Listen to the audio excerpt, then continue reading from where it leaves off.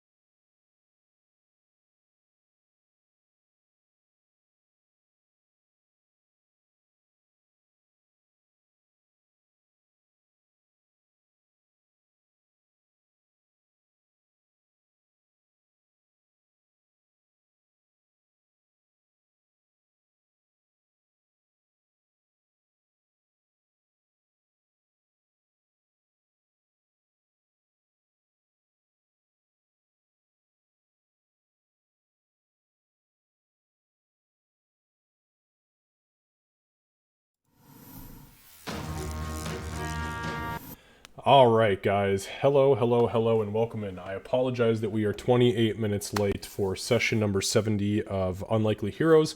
I was very fortunate, actually, our whole family was very fortunate tonight to be able to go out and see not only family that I haven't seen, one family member I haven't seen in a couple years, but the rest of the family that lives down here with us in our new state, Georgia.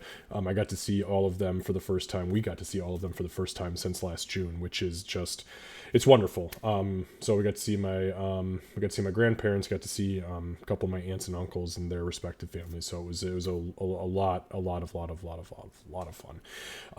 But that made us just a little bit late. So I do apologize about that. However, we are here, we are back. It is session number 70, and there are some really weird things happening right now within this session, and there are some things that I have had to do, which I'll discuss in a minute when we go over our XP recap, that I have never had to do in the 8 some odd years of me running this campaign universe. And I'm honestly not excited by the fact that I've had to do it, but it's just one of those things that I never prepared for, because I just always assumed that there was maybe a way out, and I don't know if that's the case right now. So anyways, I'm gonna go ahead and jump over, get these guys set up with the XP recap. Candace will be joining us momentarily. She's just getting changed, and then then we'll just kind of dive right on into it. So without further ado, session number 70. My friends, stay tuned. And Seru, thank you so much for being here, my man.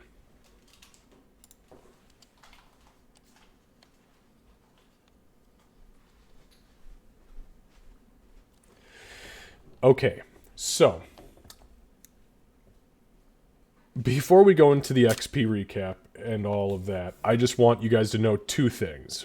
One, after last session, when we closed everything down, I sat here and I didn't cry, but I came pretty fucking close to it, because I realized that this is not a good situation for your party to be in. Over the course of the week, I sat and I thought and I ran numbers and I crunched and I tried to figure things out as best as I could. And I can tell you with 100% honesty that for the first time in 8 years of this campaign universe existing, I have had to write a Google Doc that is called the TPK contingency plan, because I just don't know what's about to go down. It could get really fucking bad in these next couple rounds, or you could come out of it. And I just want you to know that because this story fits into the canon timeline of the universe as it's already been written, pre you and post you, the quote-unquote end of the world, it's not really an end of the world situation, but the big situation that is unfolding right now is not something that can be ignored by the future, okay? So with that being said, the way that in this campaign universe, TPKs, if it happens, worst fucking case scenario, if it happens, I have come to the conclusion that this campaign, as it is currently written, can't technically stop. Otherwise, all of my future campaigns are thrown out of whack and they just won't make sense, right? Because if this shit show really starts to pour into the real world and the Shadow Realm starts to blend over, obviously somebody in the future would have heard about it. So we have to come to a campaign conclusion at some point. The good thing is, I have written it such that you're not the only fucking heroes out there.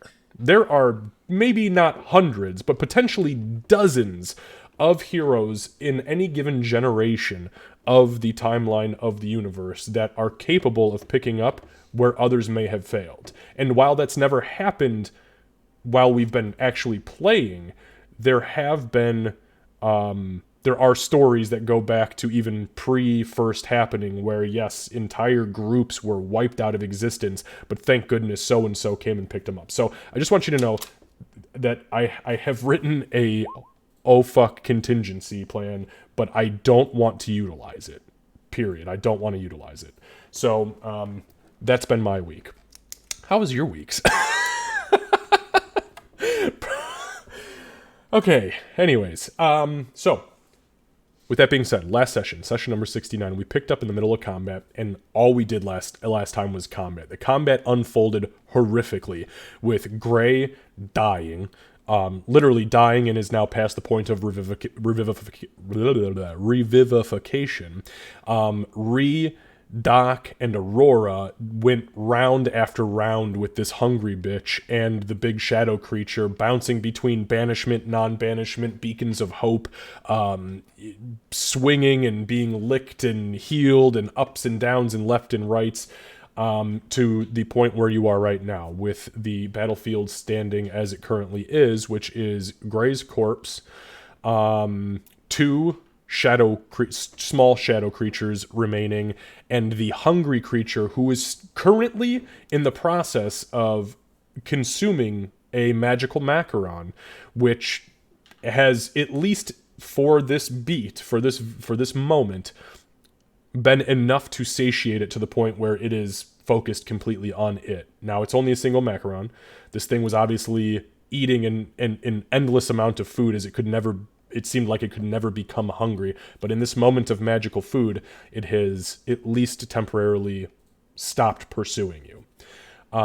With that being said, Doc is dead, but Doc has been dead for 3 rounds. And Gray, your situation is moot until we start looking towards like the 7-day factor, which we'll see how it goes. Okay, that's all that's all we really did last session, as far as that was concerned. Now, because this combat has still technically not ended, I did not give you guys the combat XP for this because I still don't know how it's going to pan out. But I gave everybody a base of 500 XP, as I typically do. So that is going to bring you guys to the following XP caps. Gray, 39,806. Aurora, 39,044. And the remaining 2 party members, 41,874.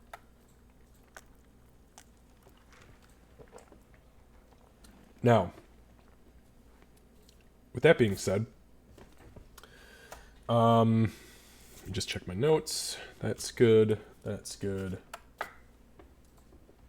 I think that was actually, I can't believe that's all the notes I had. It's still day 7 at 1 p.m. because technically about a minute and some change passed in our entire session last time around, such as combat. So we're still looking at the 17th of Jutet, which is a Friday at about 1 p.m., a little after 1. Any questions, comments, or clarifications for me? All right. No clarifications, but I do have a whole lot of concerns. Does it feel tingly in the soul realm? I specifically didn't ask for your concerns because I know there are many. Or several. Yeah, first of all, how dare you? I was going to say that, but I didn't want you to think I... We can't hear you, just so you know. Oh. I'm so fucking tired of this fucking app. All right, guys. So what we're gonna do is we're gonna go through the. So I've had a discussion with Lucy off stream because he has technically not been a part of any of this for the last 2 sessions, and he had a very good point that he brought up to me off screen, and that was what the hell is going on with Gray. And the same question could technically be asked of Doc right now. What is actually happening? So since we are in what is the inevitability of the end of combat here, for better or worse, we need to do just a very quick and momentary retroactive RP. I'm going to do that once with Lucy, and then I'm going to give Candace a little blip, and then we're going to move forward into these final rounds of combat. So I'm going to pull just a couple things up really quick on my end, so I've got my notes readily available. Alright, if we're going to start with mine, then I'm just going to mention the fact that I really like the name you picked. You said you created for mine. Oh, what I named? Yeah, okay, so, yeah. So when I don't know if I ever told you guys this, when I write social encounters, that have some sort of intention, I always give it a title so that when I'm reading my notes, I can find what the fuck I'm looking for. And yeah, you'll see, if this unfolds in a decent way, you'll see why it's called as such, and if not, then it will be lost to the world forever. All right.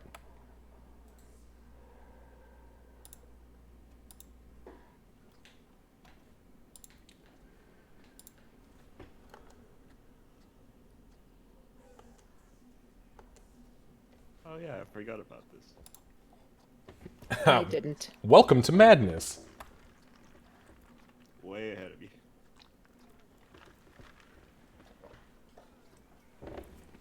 All right, so Doc, for your bit here, you have died. As you died, the last thing that you remember is your body hitting the ground and this creature wreathed in shadow standing above you. You knew that they were sapping your strength because you guys had successfully identified way earlier that these things were sapping your strength, which is why Ree chugged the giant strength potion. You hit the ground, and as the last of your strength faded from you, you begin to see your world, the light, turning into that of a small pinprick in a tunnel. And it was with that you felt literally the full effect of zero strength take over you, and you could not bring yourself to take a breath anymore. And you shuddered once or twice before simply dying. Everything is black. You enter an eternal blackness. Nothing surrounds you but raw, unadulterated darkness. Your conscious state still exists, and you are aware that you exist where you exist, though where you are, you have no idea. Actually, you know what? I take that back. Roll a religion check for me.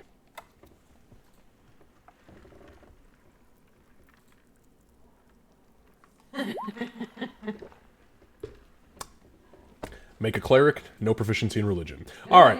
I have it. You got a plus. Then why the fuck is it only a +3? I don't know. Religion +3. It's because my intelligence is, you know.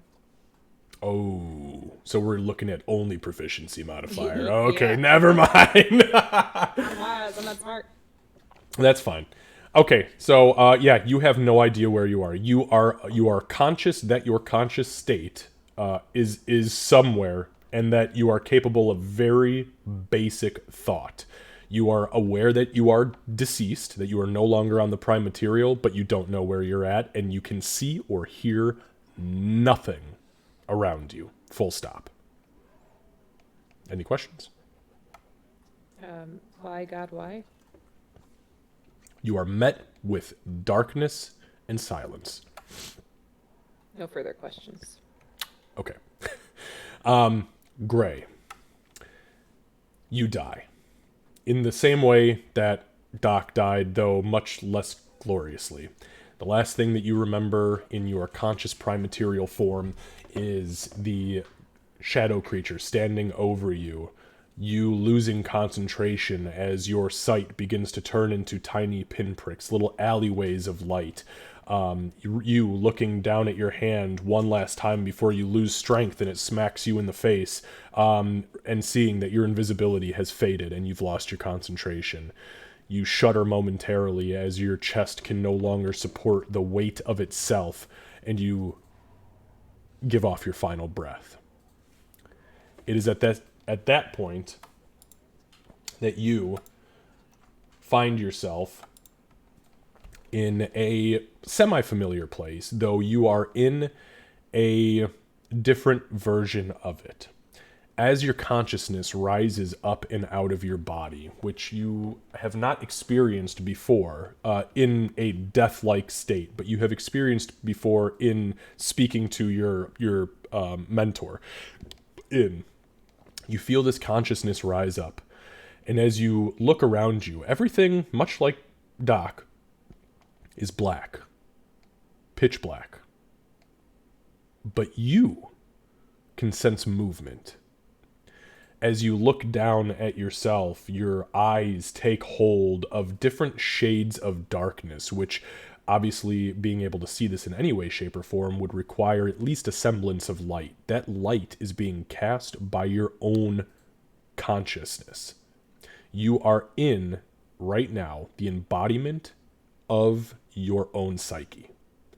And within that realm, there is nothing but living shadows. A shadow rises up in front of you, among hundreds of others, though one stands out in particular, probably 50 or so yards away from you. And as it writhes up and spins in a small vortex, it takes on the very tall, very slender form of the horned mentor, which you have manifested and spoken with many times over. The figure slowly approaches you. As you realize you can't approach it, you look down at your body, your quote-unquote body, the conscious representation of your body, and you are sprawled out on a stone slab made of shadow. You are cold. You are weak.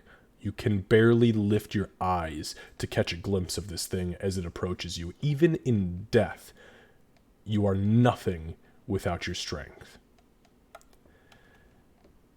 Your mentor, or at least this version of your mentor, looks over you.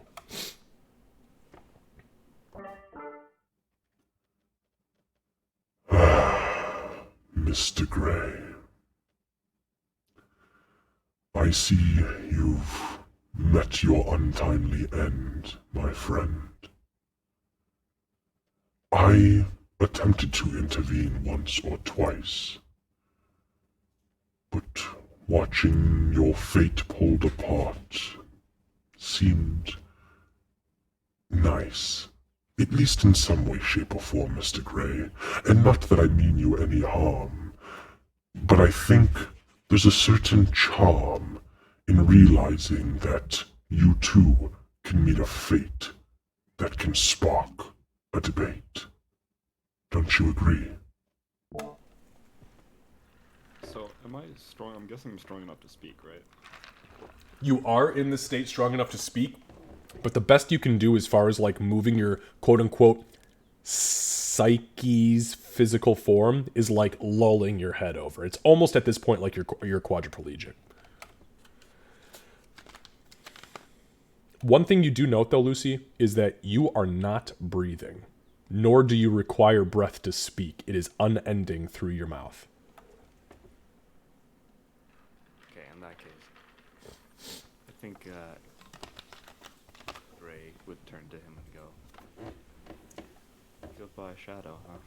I guess that's a fitting end."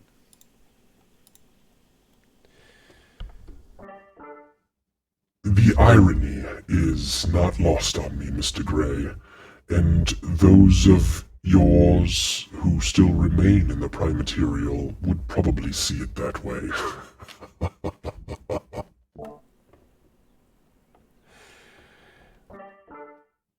Listen, I don't come to you as a threat or as a jest. I come to you because, quite frankly, Mr. Gray, I always know what's best. Wouldn't you agree? I've never had reason to doubt you. So, I'll start now. And nor have I you, Mr. Gray, which is why I took you under my wing. Now listen to me and listen to me closely. For a few days ago, you, Mr. Gray, provided me with a gift that could not have been granted to me by any of my former mentees. Even those who survived, none have ever provided me with something like the heart of a white dragon's essence, bound in a gem granted to a kobold taken by a half-orc, implanted by a druid, and removed by one of my own creations. You brought it straight to me, without a second thought. You watched as she bled out underneath the ice and the snow, and you took it from her, knowing how she'd go. You brought it to me, Mr. Gray. And that favor is not lost, I promise you. So I come to you, Mr. Gray, and I offer you a dark bargain if you'd like to parlay.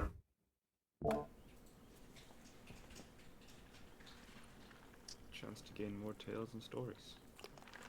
what's the offer?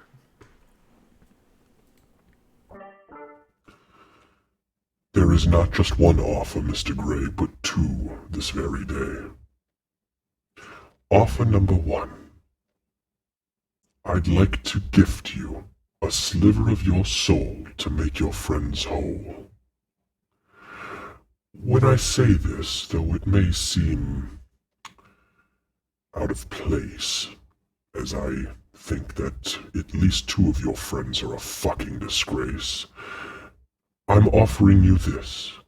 For the gift you have bestowed upon me, the heart of that little dragonling, I would like to offer you the chance. Oh, that reminds me, Mr. Gray. You're not aware of what's transpired after your death. Would you care to know the fate of your friends before I move forward? Or after? I suppose it'll be fine. Why look now? Fair enough. Needless to say, at least one of your friends has perished along with you, taken by the ability of entropy, gifted to the shadows. Oh, wait, let me guess. Doc.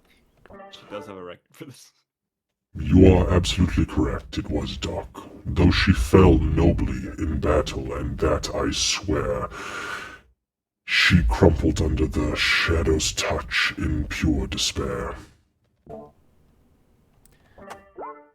So, this is the gift, the bargain that I offer you, Mr. Gray. A sliver of your soul to make your friends whole. What I say in this is that I will do two things for you. One, I will grant you your own life, at least a semblance of it, back into the prime material. And, for each of your friends who has perished recently anyways, to those we may be able to reach from beyond the veil of the Shadow Realm, I offer them a semblance of their own life back.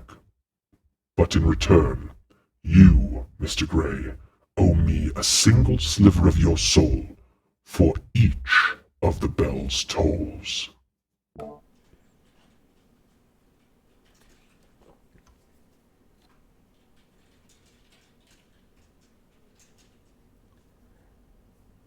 far as I'm aware, I was practically already sold. After all, I was sold off once, why not be sold off again?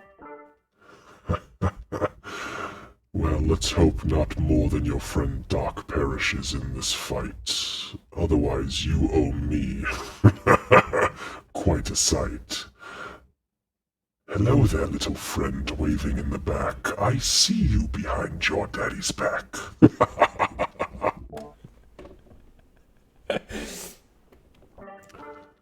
Mr. Gray, I have a second dark bargain potentially for you to take, if you're interested. Why not? Bargain number 2. A fraction of your soul to make the hungry beast roll. Within this bargain there is a double price to pay. One you'll care about and one you'll say nay.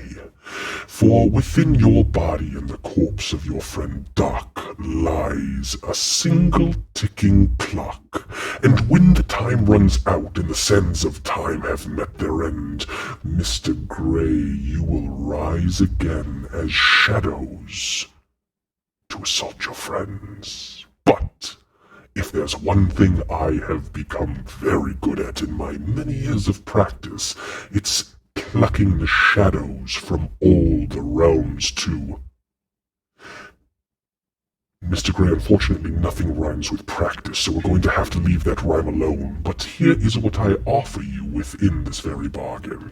I will pluck the shadow that exists like a plague within your body, and I will utilize it to throttle that hungry bastard who has brought you down. This will cost me more of my soul. there's always a price to pay when the bargain is steep, Mr. Gray. Now, we don't have to go that route. I can bring you and your current friend back for just a sliver of your soul, but if you're willing to bargain for just a fraction more, we can make that hungry beast roar.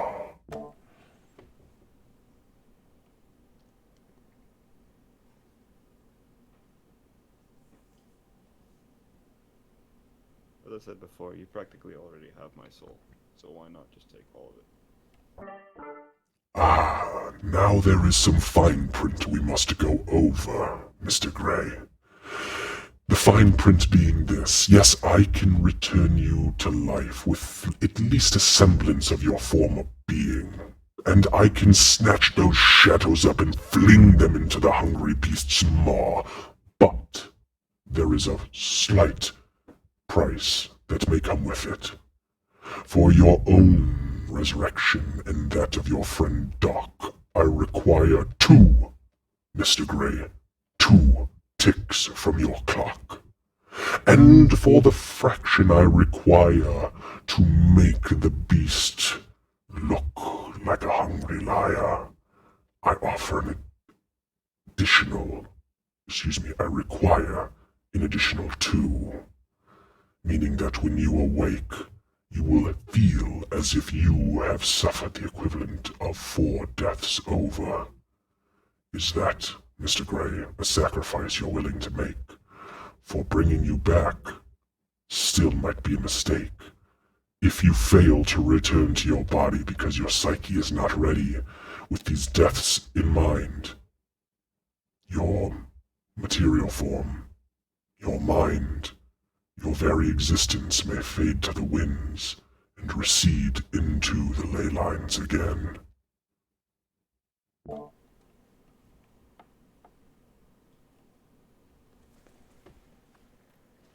There's always a bit of risk involved, isn't there? So why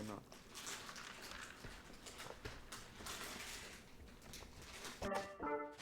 Mr. Gray, this was much easier than I anticipated. I will do the bidding, and I will do it now. But there is something I want you to remember when you come back, if you come back. And it is not something that I think you would expect, Mr. Gray, but it is something I'm confident in every single day.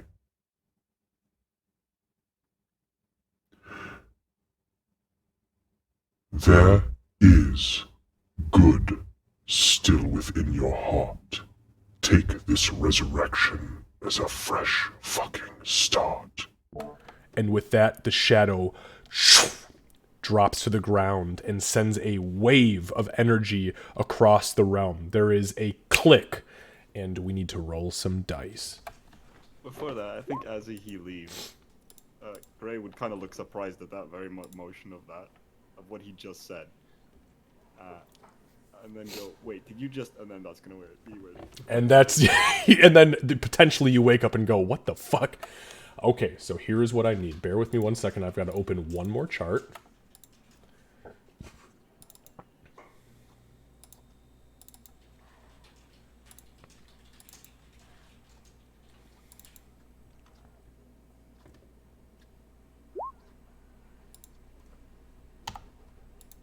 So... Gray, for the resurrection attempt on yourself and Doc, who in this very moment are the ones that are currently dead, you are sacrificing 2 deaths on your character's resurrection. Remember, I've got this resurrection chart that shows how many times you've died versus what you need to roll percentile-wise each time that you attempt to come back. So, the difference between this resurrection and a normal resurrection is if you die in this resurrection, that's it. That's a done deal. So you're taking 2 deaths for that, and then you're taking 2 deaths additionally, making it 4 total, for a 10% chance of failure on this roll. If you succeed, not only do you come back, but you have already consumed the death for Doc, meaning she does not need to roll. She still takes a death, but she does not need to roll. She will be immediately brought back in whatever current state that might happen to be, and the shadows that you and her should turn into, in, by the way, Gray 3 hours and Doc 4, that energy will be absorbed and immediately dealt to the hungry creature. Okay, so we're kind of understood on how this is going to work as far as rolls are concerned. Yeah, I also kind of, I mean, when I died, I always prepared myself for in case I don't come back, so I'm ready when...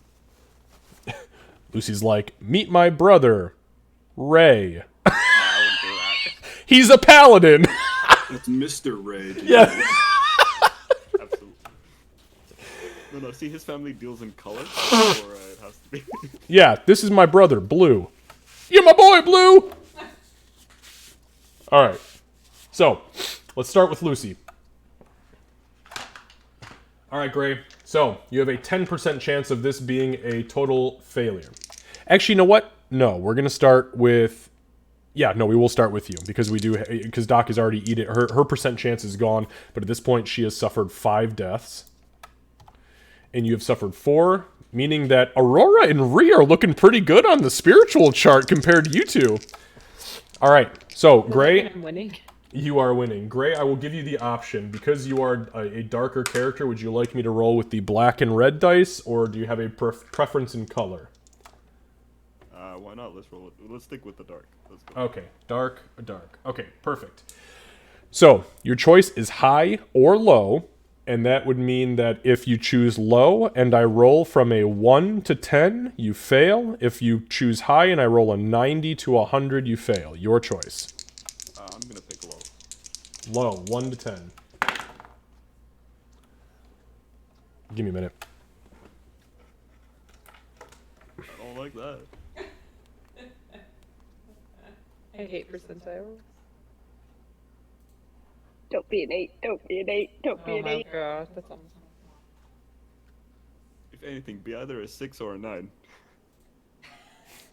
These kids were at our door again at No. 7:40. No. Did she message you? No, I don't think Not, They were not literally when my ringing the doorbell at girlfriend's 7:40. Life is also on the line. It's 7:40. What do you want me to do? No, I said, do you want me to go, like, knock on their door? No, reach out to their mom. Then you Sorry guys, we got the neighbor kids have been over twice today. They've been ringing the doorbell like all afternoon, and we're trying to make sure that they're okay because their mom works nights and the 16-year-old, right now. is she? I think she's working. Sorry, I just saw there was a ring notification. I'm like, these little girls have been over at our front door twice now, and once was while we were gone, so we're just trying to make sure that they're okay. Well, that is a better reason for the behind the camera discussions for what I was thinking. Yeah, absolutely. Oh no, I'm still taking the picture. Hang on though, I'm gonna share it in Discord.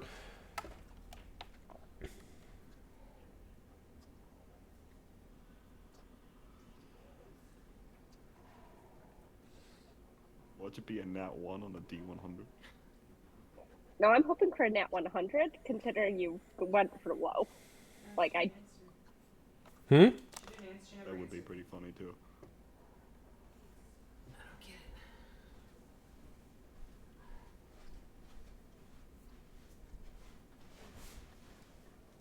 All right, there you go. It's in Dungeons and Dragons. It's an 11. Oh, Bro, it's a fucking 11. I threw the dice and I looked down and I was like, oh no. that is so close. Holy no. That was your mentor going, I'm gonna fuck with him just a little bit before this goes down. So, with that being said, on the battlefield, there is Ree, you have just at this point shouted out to Aurora, yo, we need to get the fuck out of here. I believe that's what you said, right? You were like, yo, we need to get the fuck out of here. Let's go, go, go. And she was like, no, shut the fuck up. Just go with her. Leave me. I can't move. And that's true. She's looking not great. She's like dragging herself at this I point. said I was gonna hold them off. Like, I've got a little bit of show to put on for Garl and Doc watching down. No, it's this shadow's turn, and when it hits you, you're dead. Because if it drains even 2 strength, you're done. I know. I am keenly aware. I've spent the past week thinking about that. So, there is a burst of energy from over in this direction by where the husks were originally seen. You see this pillar, this pillar of shadow, literally jets up from behind the fence, spins into a vortex above the pit itself, and as it collapses down, there is an audible, not quite banshee scream, but pretty damn close to it. Almost like male banshee. It is just a man's wail that echoes throughout the inside of town, human. And you, knowing your affections, recognize it as Gray. Gray, you stand up at whatever your total maximum hit points is, divided in half, rounded down.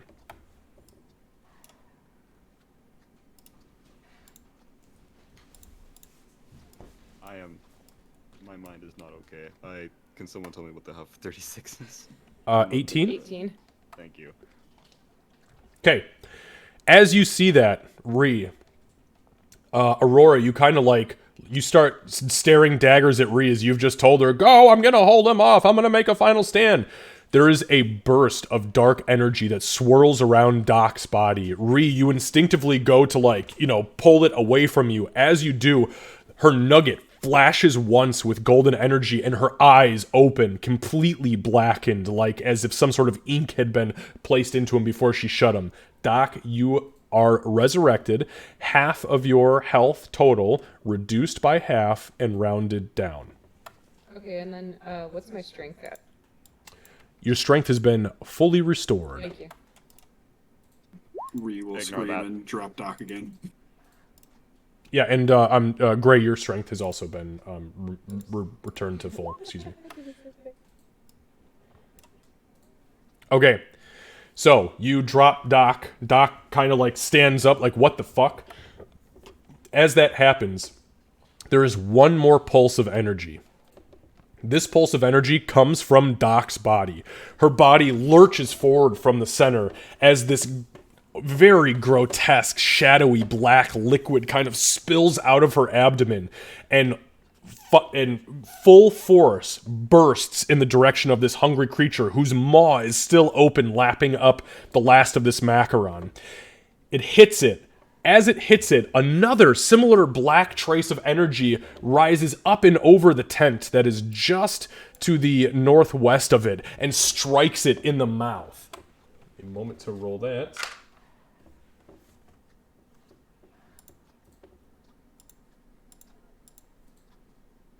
So, Cat, don't die. I don't want to sell even more of my soul, please. Actually, it's pretty much all gone. Just go ahead. I think I'd be okay with dying now because Doc can revivify me because I do not need to sold that to you. Okay, so as it strikes it, you see it kind of like fill its mouth, and as the shadows burst, almost like they had bitten into like really fat blueberries, there is this grotesque foam that forms around its mouth, and it begins to screech and scream as it hits the outside of it, and in a caustic fashion begins to melt its own rubbery hide. It is still standing, but I wanted to let you know that that is exactly what happens. Now we will go back into normal initiative order, starting with the shadow that is directly in front of Aurora. Aurora, it is going to rush you. You know, it'd be cool if you roll an 11 now. It'd be a Call out lot. numbers. All right, so that is a 9 total, so that is a miss, and that brings you to you, Ree. Okay. What's the hungry monster doing right now? Is it? It's like grabbing at its face and trying to like wipe off this black foam that is like literally melting its skin, and it's screaming.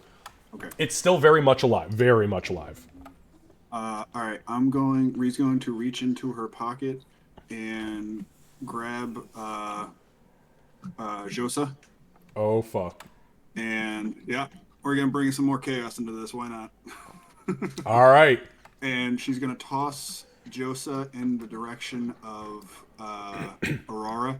Okay. And then No. as I scream the command word, I'll say like, "Get Aurora!"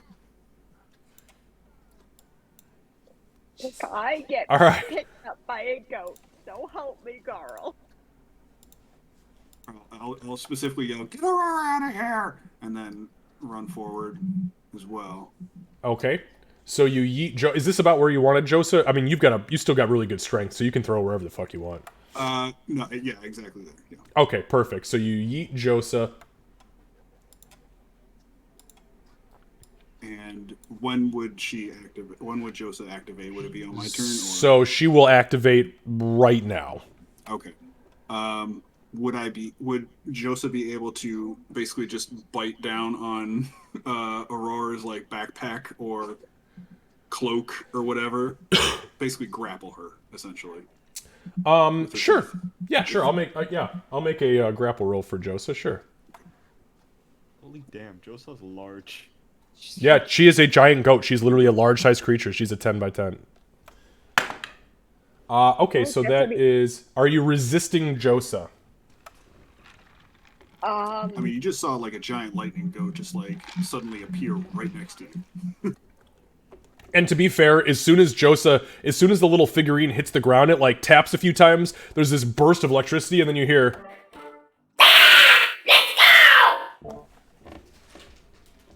Right in your ear.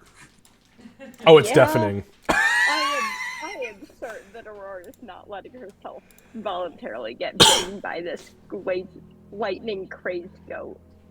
Okay, make an athletics check or an acrobatics check. Actually, you are sneaky, so make an acrobatics check, excuse me.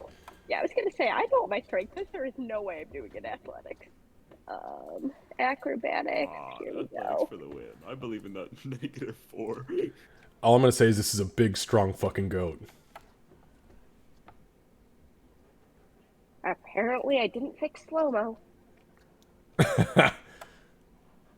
Oh, okay. Are you gonna send? There we go. Okay, yeah, so Josa goes to bite and kind of like grabs with her horns, and Aurora just fucking dips out of the way. Just doesn't even... Josa's like, ah! Fuck. All right. Maybe next time.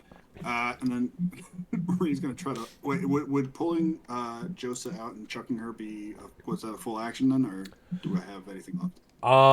Let me check the weapon. 1 second. Actually, that's a good point. I would say.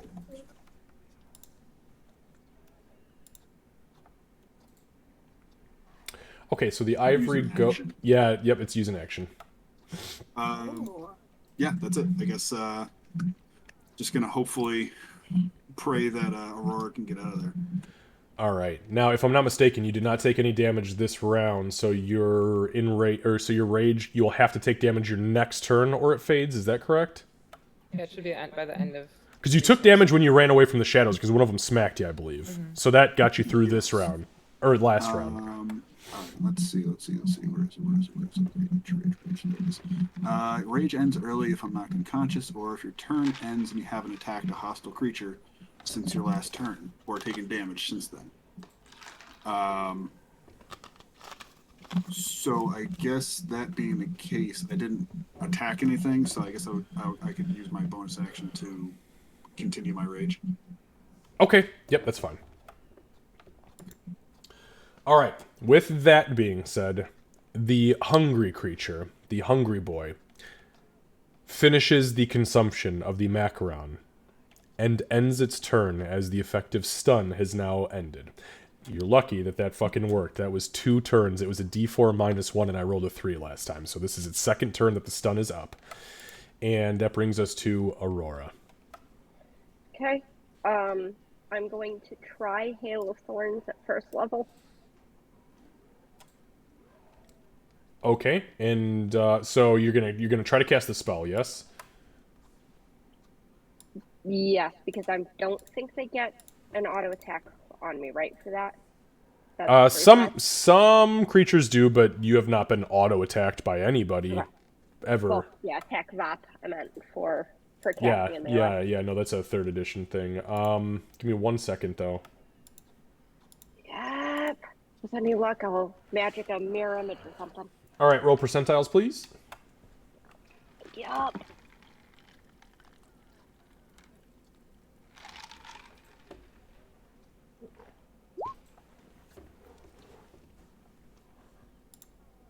Okay. The spell takes effect without any issue. Thank fuck. I'm going to shoot at the one directly in front of me. Okay, make that with disadvantage because you are in melee. Yep, I'm using the longbow anyway, so let's just go for it. Come on, 2 nat 20s. Let's go. I believe.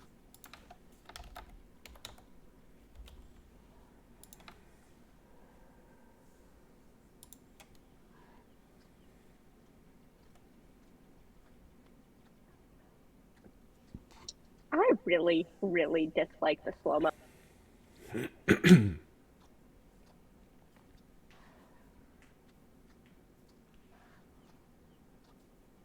If this hits, then I'll do my, the Hail of Thorns damage. Okay, perfect. So it does hit. Go ahead and roll for Hail of Thorns, and I need Ree and Josa to make dexterity saving throws because that targets them as well. And Aurora, you as well. Yep. Yep. Which hopefully worth it. Do get advantage on this roll. On dex saves? On dex save for danger sense, I get advantage on dex saving. Oh, yeah. Yep. That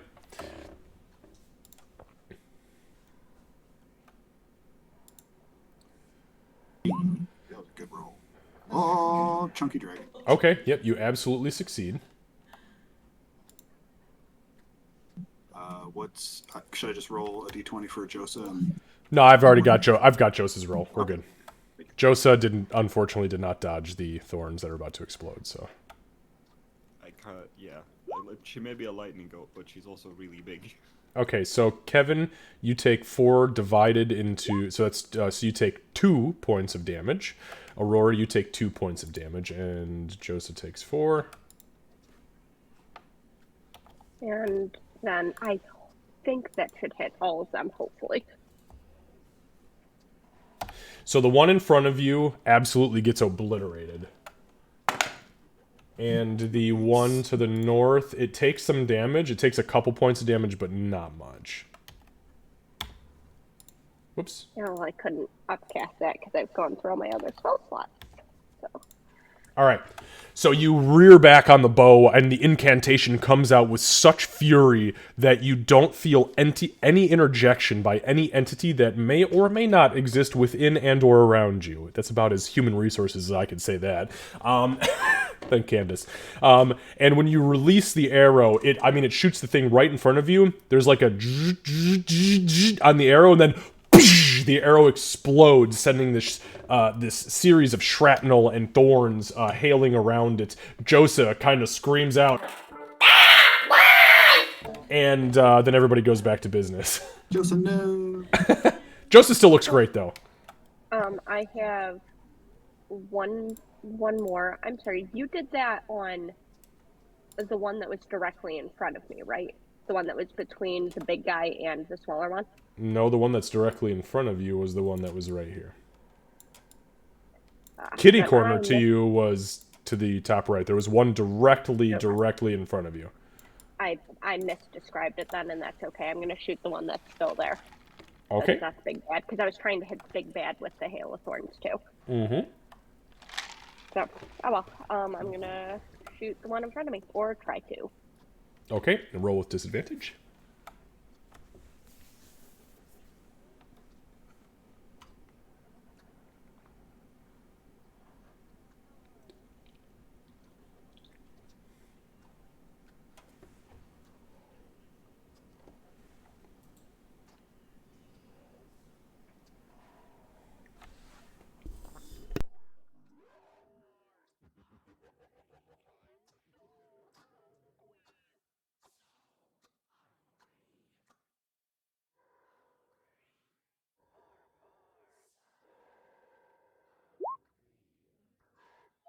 This bow might be bigger than I am, but I can put it to work.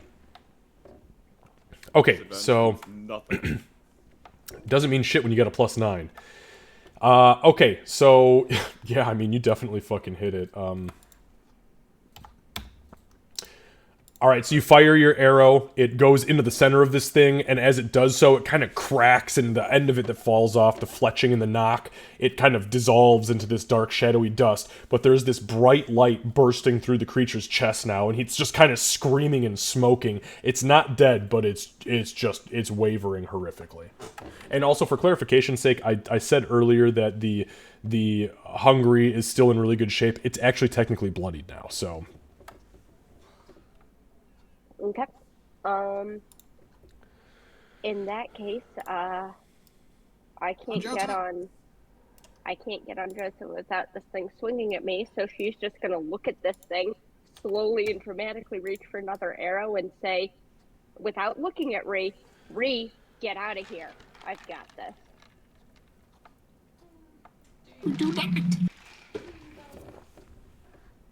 All right, Doc. I've killed so many the past 2 rounds. Like, yeah, I got this shit. Okay. So, Doc, when you died, you saw your nothingness, your nether, your void, your emptiness. You're not sure where you were or why you were there, but you were. Suddenly, there was a flash of light, and you felt this cold, this absolutely like skeleton. It's like the Crypt Keeper from the 80s and 90s, like grabbing your spirit back from wherever this was and slamming you forcefully into your body. Your resurrection sickness has increased from just needing 1 more sleep to now needing an additional day. Well, it's either that or you take it for 4. Yeah. So you come back as you kind of stand up and look around. Ree is behind you. Ree throws Josa and charges these fucking shadow things. You see the burst of thorns go off. And then there is this yank from your chest, and this dark, syrupy, black inkiness gets yanked out of you, thrown at this hungry creature. It appears to be acidic to it. And there you are with your turn. Okay. I'm gonna move here. I'm going to cast Sacred Flame on this shadow. Okay. What is that, a deck save? Dex 13.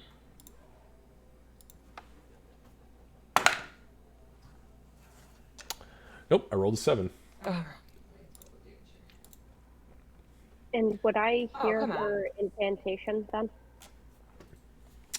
Make a perception check. Okay.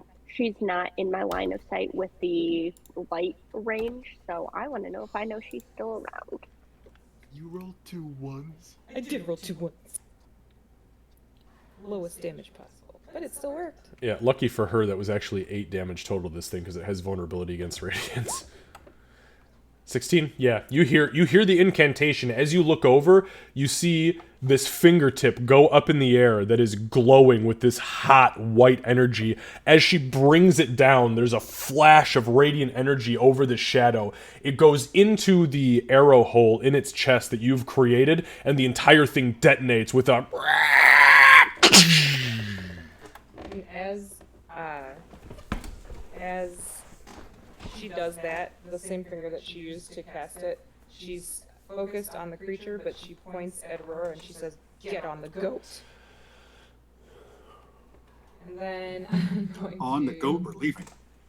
Get on the goat, we're leaving. And then I'm going to,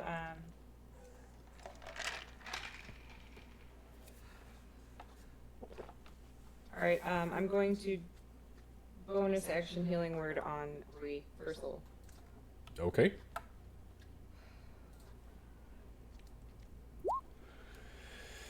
For 4 points. That's another 8 though. Better than 0. Hell yeah. Alright, anything else? No.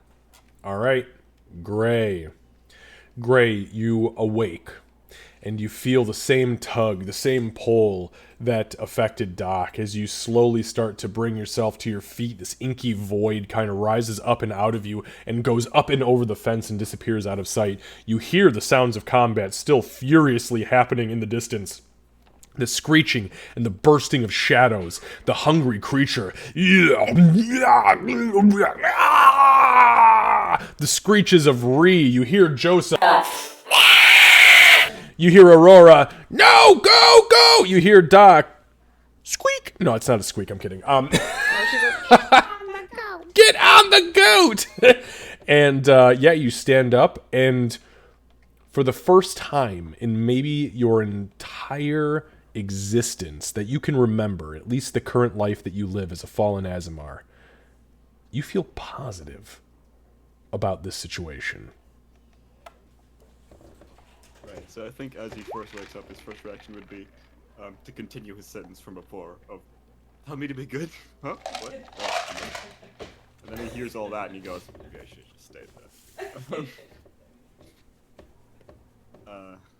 Okay, bye-bye. I'm then going to get up, see that I'm far away from everything, and just, I guess, use an action to dash. 60 Okay. feet. Because I can do that now. I have strength. And when I get there, I'm just gonna move my character. Okay. Sounds good.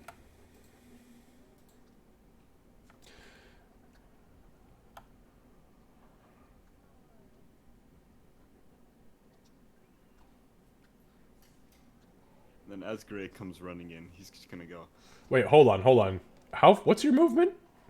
30 feet, but I dashed, so it's 60. 5, 10, 15, 20, 60 brings you to like here, brother. Those squares are 5 feet each. Don't use the measuring tool. The measuring tool is garbage.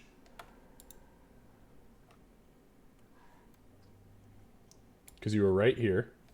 It's 5, 10, 15, 20, 25, 30, 35, 40, 45, 50, 55, 60 right here. Okay. I guess I can't count, my bad. No, it's okay. I just was like, holy shit, you're fast. Sorry, I used re-movement, my bad. Re is fast as fuck, boy. I'm not a murder missile. I'm the edgy missile. So coming into the periphery now, Aurora, you can't see it because your light is unfortunately not, or your vision cone is, well, maybe you can see him. I don't know. I actually can't see your vision cone. Nope. I But- am facing directly at the horrible monster. Understood. But Ree and Doc, you can see clear as day, sprinting top fucking speed from the direction of the central area is Gray. Wow, Doc's face. Both of Gray's eyes are glowing with a golden hue. Resqueaks. Sorry. I do have a bonus action, but as Gray arrives, he'll be like, why can you have died closer? And then he's gonna bang on his drum 3 times, and I'm gonna cast Mantle of Inspiration, so everyone gets temporary HP, and you can move 60. You can move your movement. Do you target Josa? Why not? Fuck it. Fuck yeah. What's the HP? 8 temporary HP. It's 4 creatures, and there just so happens to be 4 creatures other than me, so. Why, thank you. On the Can I fucking use my goat. movement to get on the goat? So Joseph fucking literally does a leap over the edge of this weird little mushroom patch here, like kicks in the air, like I don't know if you've ever seen a happy goat kick in the air and like turn their head sideways, and then as soon as she hits the ground, she just goes and just bolts over to Gray. Ah! And I think that's gonna be it for my turn because I moved it in action, bonus action. All right, so everybody go ahead and add your temp HP, and then if you are moving, go ahead and move yourself and roll 20. And if you're not moving, just let me know. Was Aurora gonna get on the goat? Yeah, I that's a think good the question. goat. I think the goat moved too fast for me to be able to do that. So it is an action to mount that goat. She would not be able to do it because all you guys got was a free movement action. Now you can move to the goat if you'd like. I have 5 feet of movement. I have done very well standing exactly where I'm at. My feet are planted in proper shooting position. I am staying right here. Okay, in that case, then Doc would go. Plus, it sounds like it would take so much strength to move, and everything hurts. Everything hurts and I'm dead. Join the club. Now, come on, let's go.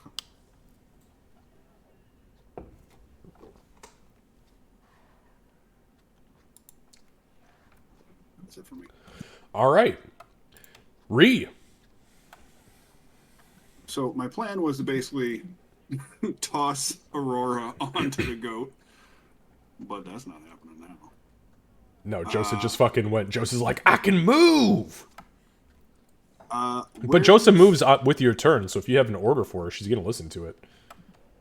Yeah, okay. So, where does Doc keep her macaroons? In her backpack. Would it be an action for me to grab, like, a fistful out? Yes, to go through somebody else's backpack in combat for sure. And it would be another action to throw, basically, right? Yep. Okay. And is it bright where we are right now? Do we have light? No, it's dark as shit. There's still the shadowy dome that's kind of over you guys, but you guys have great vision. So, well, most of you have great vision in the dark. Right. I was just curious because last time I was actually able to hurt this thing is when there was light around it. Correct. Now, what I will tell you is that down here in this little patch down here, these mushrooms are giving off bioluminescent light, but the light that was impacting it before was like holy light. Right. Okay. Definitely don't want this thing getting a hold of Doc or Aurora. So I guess she's going to have to get in between these two. And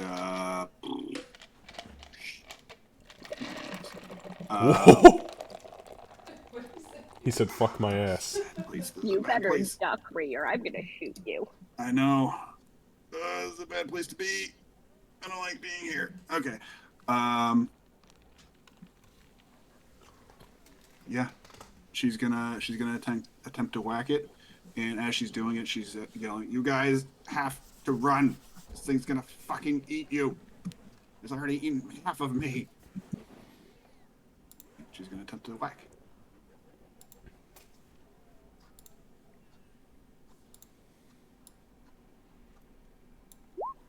Nope. Yeah, so you Hit harder. yeah, you hit it the first time, it bounces off the rubbery hide. All right, try this again, but harder. Slightly harder. And that is just hard enough to do what you need to do. Okay, so that actually is adding the rage damage this time. Nice. Okay, so yeah, it's 14 total. So it does seem like if it does. It does seem like it does less damage to it than it should have. However, as you hit it and its attention kind of drops from the macaron and the acidic shit dripping out of its mouth, it looks down, and as the healing went off on you from Doc, that bloody frothiness begins to build in it, and its eyes stay locked on Doc, but it reaches for you. Yep. Here we go. All right. It is its turn. So, first attack is going to be we'll do the claws.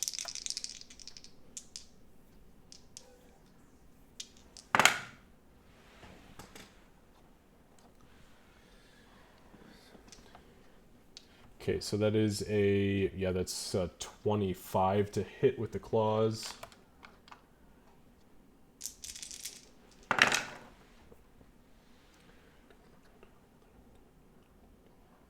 So that is 8 points total. That's already reduced. 8 points of slashing.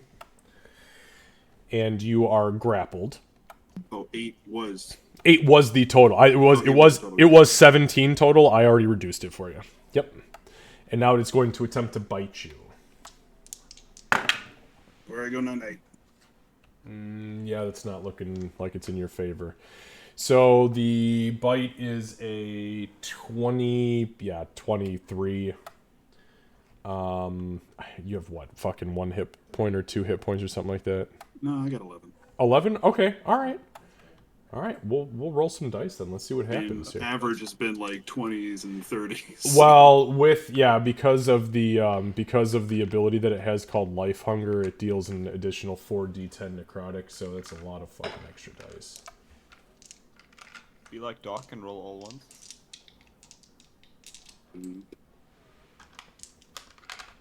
To be fair, when I did hit a couple of times last time we did this shit, it was rolling real bad. So we'll see what happens, though. Here we go. So that is 10, 11, 12, 13, 14, 15, 16. That's 20. That's 34 plus the D8 for the piercing. That's 34, 35, 36, 37. Yeah, that's 41 points of damage. Down. Total, mind you, that doesn't include what's been taken away. Yeah, it doesn't. Either way, yeah. So you guys see this thing if this thing grabs Ree, picks Ree up, and as it's squeezing Ree, you see its fingers disappear probably 3 or 4 inches into Ree's body. Ree kind of yelps, still holding her hammer as strong as she can. She rears back to what I would assume be clock this fucking thing in the dome, and as she does so, it literally puts Ree's head inside of its mouth and clamps down. Ree shudders once, audibly shits, and then drops the hammer before just going completely limp. I'm assuming that would be a Ree thing, right? Is that a... Tell me I'm wrong. Is that a Ree thing? If not, I'll let you go down differently. That's fair. That's reasonable. That's reasonable? That's very reasonable. Go sit in the corner. Go sit in the corner. That was a Seiru level joke, and you know it. I know. I'll go sit in the corner. I'm sorry. Okay, Aurora, you can take your turn. I'm done with my monster. Okay. Would it be reasonable that we could have figured out the healing makes this thing very angry? Would you like to use your turn to identify that? No, because if I'm going to do that, I'm going to use Hunter's Sense, which I was already considering. Okay. I'm going to use my bonus action to make this thing my prey. Okay. Not using the spell, using the other one. Then I'm going to, like, the sight of Ree falling just pisses Aurora off. And she's just gonna take aim and fire at this thing. Okay.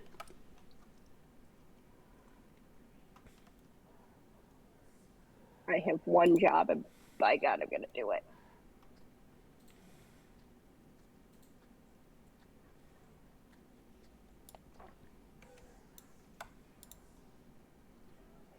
Rolling with disadvantage, it's doing slow motion rolls. You don't have to roll with disadvantage. I'm It's using not. a longbow. Oh, touche.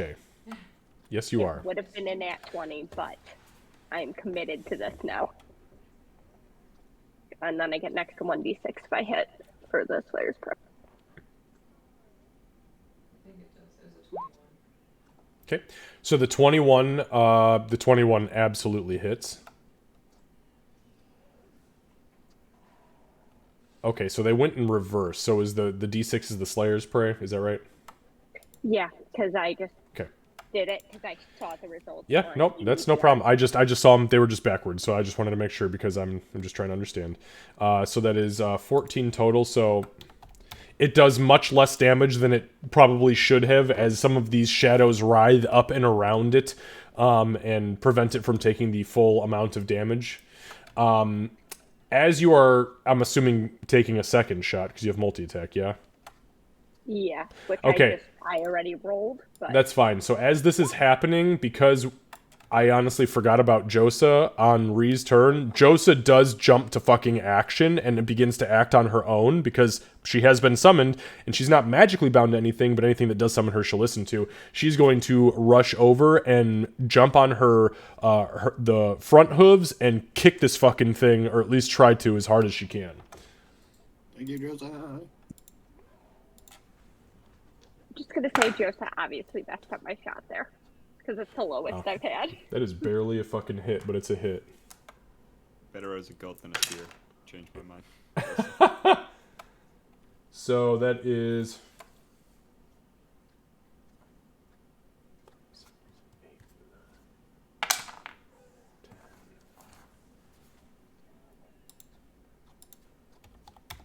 So Josa kicks the shit out of this thing, and as she does, there is a zap of electricity that kind of rocks through this thing's body for momentarily. Doesn't seem to impact Ree any. Okay. Can I use my reaction to cast guidance on Aurora? So she can hopefully get a D4 for that attack. Or no, I'm sorry, those are checks. Yep. I do that every time. For guidance, yeah, guidance is ability It's checks. checks It's only. I do it and I believe it's saving throws. Am I right? So like a death saving throw I could use. It says ability check. It's only ability One checks. ability check of its choice. Okay, fair enough. Yeah. So, no, you cannot use it for death saving throw. Is it resistance? Resistance used to be the one back in the day. I don't think resistance even exists anymore, but it used to be guidance and resistance would be for saving throws and shit like that. So, anyways. Yeah, there's still resistance, I think. Oh, does it still exist? Yeah, pretty sure. I think it does. I think you're right. I think it does. Oh shit, yeah, you're right. It does. Oh. Yep, and it's a saving throw of its choice, right? So resistance is the saving throw, and guidance is the skill check. Okay. So no, unfortunately, Candace, you can't. So you fire the second shot. Ree, what's your AC? AC Oh, no. 16. Okay, lucky you. Yep. Okay, So the arrow shoots into the back of Ree, but bounces off of the very like thick rat-like hide and just falls to the ground. But you were like, "Whoa, that was fucking close." I almost put that bitch down, and she's still struggling to breathe. Aurora is in that headspace where she doesn't give a fuck about her friend. So All she's right. gonna look at her prey and say, "Come get me, you son of a bitch," and just challenge this thing. All right, Doc. Alright, I'm going to step here. I'm going to cast Spare the Dying on Ree.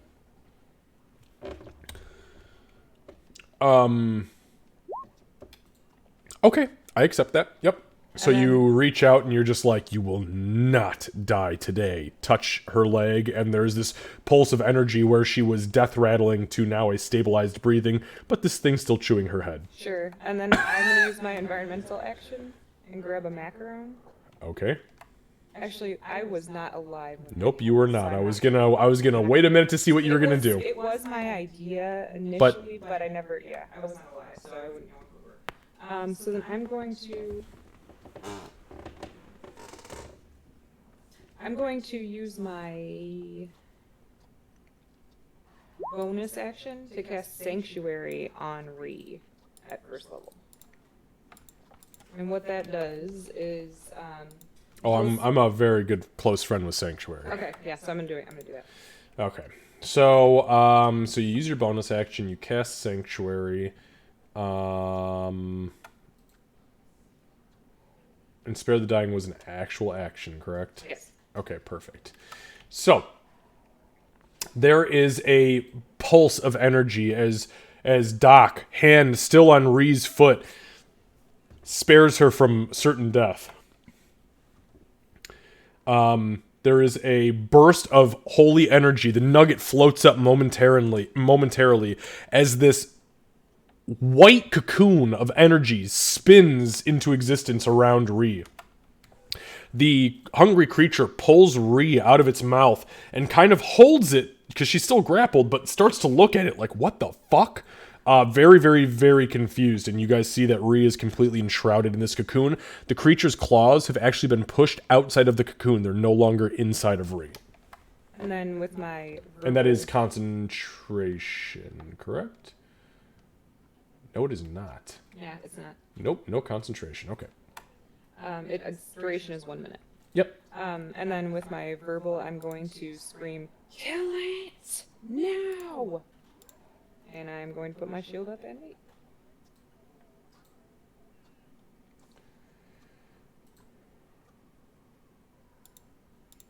All right. Gray.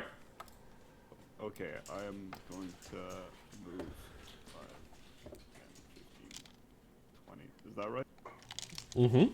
Okay.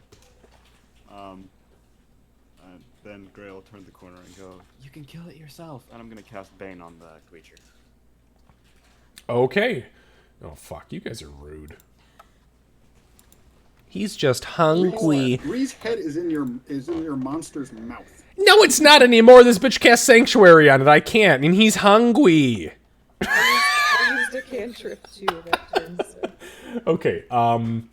Lucy. Charisma saving throw, please. DC Of 15. 15. Thank you. 'Cause if there's one thing Gray has, it's charisma. Man, you're a prick. Yeah, I rolled a 16 minus 2. That's a 14.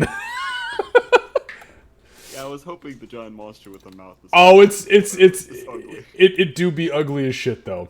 Okay, so it is effectively baned.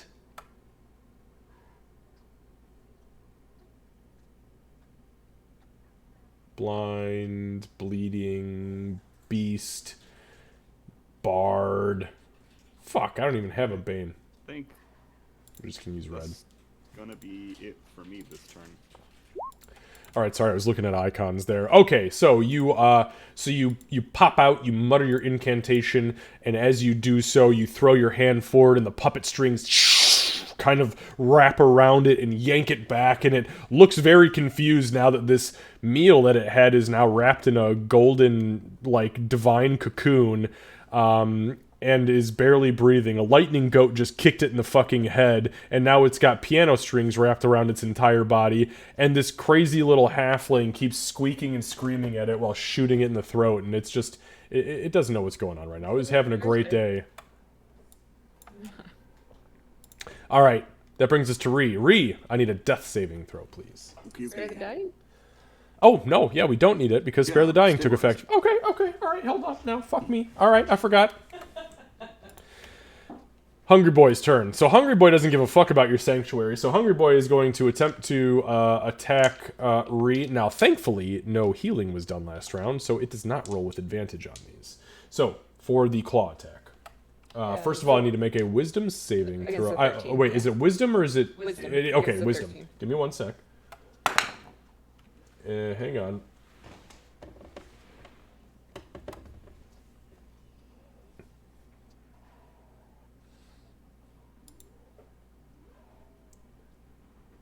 Okay, so it failed.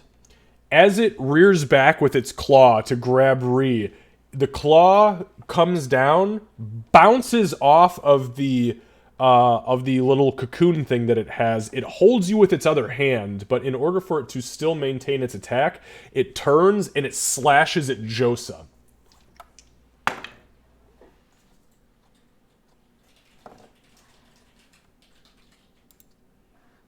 Because that's the only thing in range. Okay, so it does hit Josa. D4. Yep. Yeah, it doesn't matter. It was it hit Josa by like 7. Josa's not sturdy, but Josa is the goodest of girls. I can roll the d4 if you still want me to make it feel good. Just Sure, out of why not? curiosity. All right, here we go. No, that was a -3. Still off by 2, but yeah, it was brought it pretty fucking close. You yank on those piano strings, and there's just like this dun dun dun dun dun. Not good. Okay, real quick though for the claws. Now it cannot grapple 2 creatures at once, which is awesome. 3, 6, 9, 10, 11, 12, 13, 14.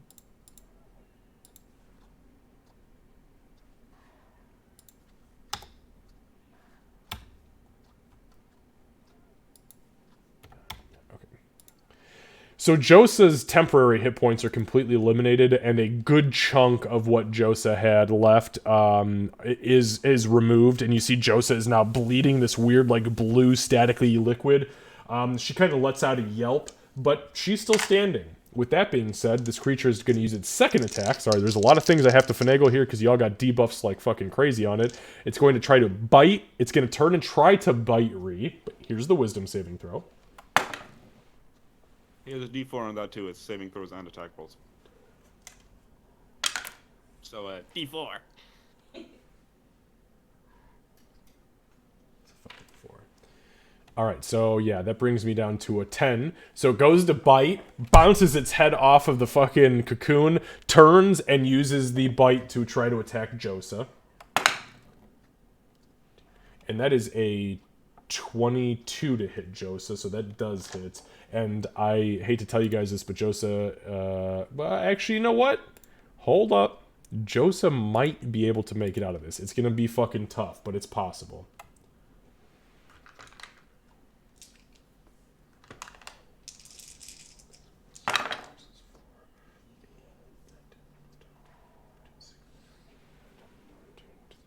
Unfortunately, that is 23 points of damage. So, as it bites down on Josa, expecting to get a meal, Josa instead spins back into this little clay statue and tink, tink, tink, tink, tink, drops on the ground. This creature looks very, very confused, but you guys have successfully, through your debuffs, prevented it from doing shit to any of you. Aurora. Aurora is going to say, give it a macaroon and get out of my line of fire. Then take a step to the right, which is a full movement. This little 5-foot step. Then Squeak. she's gonna, yeah, Madara, please. After She's like, man, fuck you. To try and murder this thing. You know what? Let's take the risk. Let's try and make it my spell prey too. So I'm gonna cast Hunter's Mark on it as well.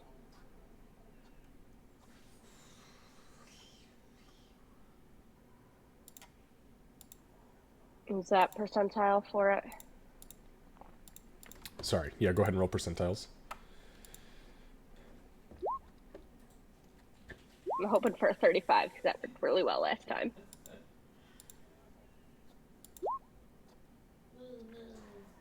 Okay. One moment. Not a 35. I don't know what that means. I know it's You not said the one bubble moment. number. I hope. It means that you only have 9 fingers. You know, I only need 3 of them to fire the bow. Not that longbow. You need all 5. I'm probably using my toes there too. Yeah, to hold the to hold the base of it down for sure.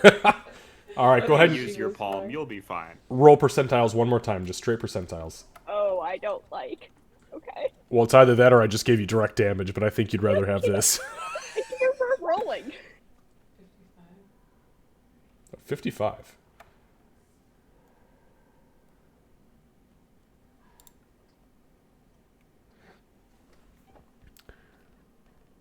The spell goes off without a hitch, and you focus on this thing like it is nobody's business. You realize that you not only have it now marked as your prey, but you have focused on all of its inner workings, and your vision changes almost to that of like an ultraviolet, and you can see now 3 hearts pumping in this thing's chest, 4 lungs, at least 3 stomachs, and a bunch of alien organs you have no idea what they are, pulsating and writhing inside of this thing's body. Everybody looks down at Aurora momentarily. Her hair falls from her head, every last piece. Her eyebrows drift off of her face and onto the ground. She is completely bald from the neck up. I would just like to say this is the second game where you've damaged my hair. I didn't damage shit. You chose this path. You chose this path. I'm pretty sure Gray chose it for me. I think you're also right about that. I have You zero know what? regrets. She doesn't notice. She's focusing on the hearts, and she's gonna fire. All right, go ahead and take your shot. Was that a bonus action to fire or to cast that? Is that right? Yep. Yeah, which means if I successfully hit, or when I successfully hit, the next time it'll be 2d6. And this one goes on every hit, whereas the non-spell is only the first hit. All right, understood. Go ahead and give me some rolls. How's that Moscato, by the way? Decent? Good. Is it? What was the brand? You have to. I don't fucking know. Okay. I was just wondering if it was barefoot or not. I saw Moscato and I just fucking picked it up. And more than likely it's Stella Rosa. Oh, that's not great. Okay, I can try again. I can't even see. Oh, there it is. Okay, so the 16 unfortunately does not hit. Barely, though. Just uh-oh. Actually, hold on one second. Nope. What's your AC? Sorry, say that again. 16? Okay. Aurora, give me one moment. Does she have to do the wisdom saving throw? I have something working on the back end for that. Oh, What was your DC, Candace? 13. 13? Okay. So Ree, you failed 2 death saving throws. The arrow pierces through the sanctuary and strikes Ree just outside of the right hand like L5 of her spine. You see her writhe momentarily as she goes into continued death rattles. Yeah, there was probably hair in her eyes. She's gonna shake her head and try again. She can't stress about that right now.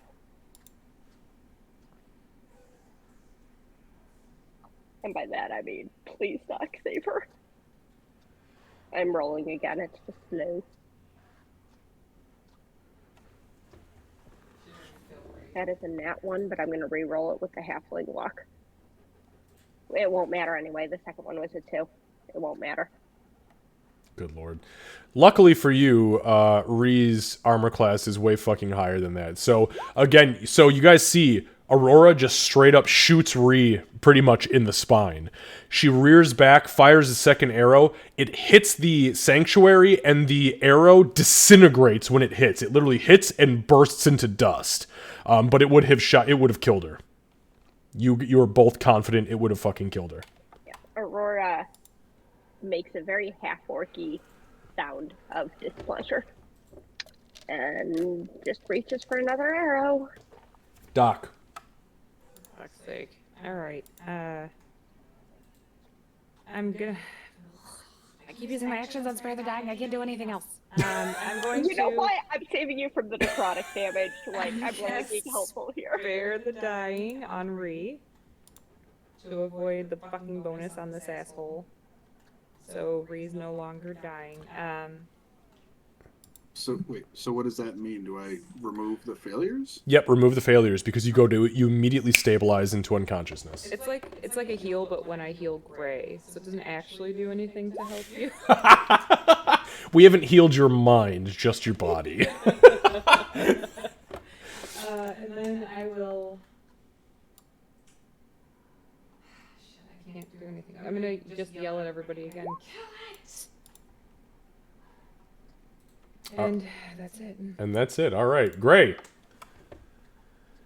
Yeah, so I'm already back and I'm already gonna start shit talking. Cat's not here. But I'm immediately gonna say, "Come on, I thought you knew how to shoot a bow." And then I'm gonna try and cast blindness, deafness on the creature. So I'm gonna need a DC 15 con save with a D4 minus. Yeah, that's right, because that's not a fucking concentration spell, is it? It's not. It's a great spell. D4. Okay, you said DC 15. Yes, with a D4. Well, I will roll your D4 just to humor you. And that is a 6. I rolled an 8, by the way, so fuck you.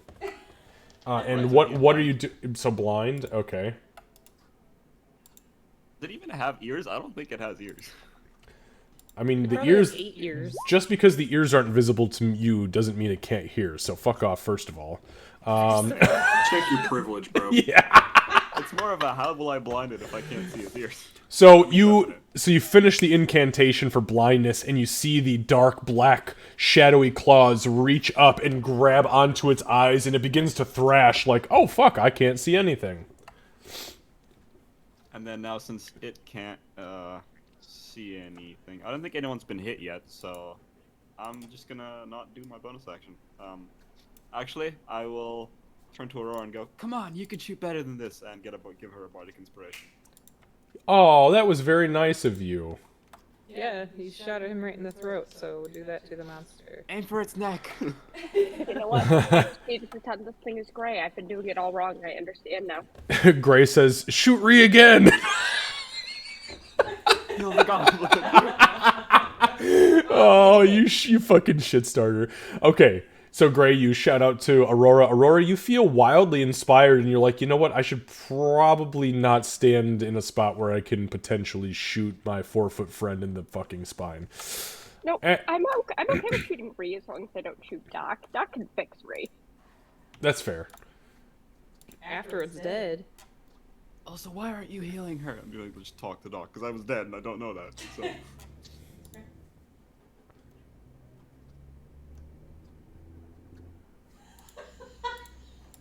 All right. So that brings us to Ree. Ree, you are unconscious, so you don't have a stake in this. Hey. Hungry Boy. Hungry Boy gonna try to claw. Oh, I can take the giant goat thing off. That's unfortunate. Okay, so the hungry guy. He is going to attempt to... He's going to start by swiping at... or by attempting to claw Ree. So, Candace, you said wisdom saving throw, yes? Yes, 13. Okay, so that's a 15, so I succeeded on that. So Roll it... the D4 for that. Yeah, I was just I didn't, but now that you remind me... Man, fuck you. I rolled a fucking 4, brah. I rolled a fucking 4, brah. So... You ain't biting the goblin. It goes to swing. It goes. No, that wasn't the bite. That was just the claw. So it goes to claw, and nothing is within range of it outside of that. So it just angrily shakes its fist as it bounces off of the cocoon. The second attack is the bite. You know what? I'm just gonna roll the dice together so that I don't look like an asshole. 14. And with the minus d4. And my bonus to wisdom of 0, I rolled an 11. So, it goes to bite, bounces off of the sanctuary, infuriated, throws Ree's body onto the ground, and Ree is no longer grappled at this point. Hey. I don't think that's really good for everybody else. It's gonna suck for me, but you're alive-ish. No, she's not alive. Well, technically, yes, that's true, but definitely not dying. But it looks real fucking pissed. And on that note, it's Aurora's turn. Okay. Well, you know what? I am going to step up next to Doc. Step Then up. I'm going to look at her and say, "Get behind me." Me, my unarmored self, is going to look at her and say, "Get behind me." And then I'm going to point blank shoot this thing. I'm sorry, I just want you to know that this bitch just said off mic, she said, no. I mean, fair, but also I like... respect it, I respect it. I'm all red. Okay, go ahead. Okay, So you're gonna shoot it in the face point blank? yeah. Good lord. I still got Hunter's Mark and Slave Prey on the So- thing, and I'm already at disadvantage. Might And- as fucking well. And you have an inspiration. It's Yeah, blinded I though. agree. Attack rolls against the creature have advantage, so it should be a straight roll. Yep. Hey, okay. Yep, it sure is. It don't see nothing. So if I hit, it's an extra 2d6. Little this Big and a little if, that, but you baby. know what? I'm gonna try it. Actually, it's a D8. If you want to roll with advantage, like, you want to add Bardic Inspiration. Is that a 2-hit? Can I do it after I Yes, roll? it's... You can always do it after you roll, but before you know the result. So if you say, hey, DM, just give me a minute, I have an inspiration, or if I'm a smart DM and No, I I'm put a taking little this token roll. on you.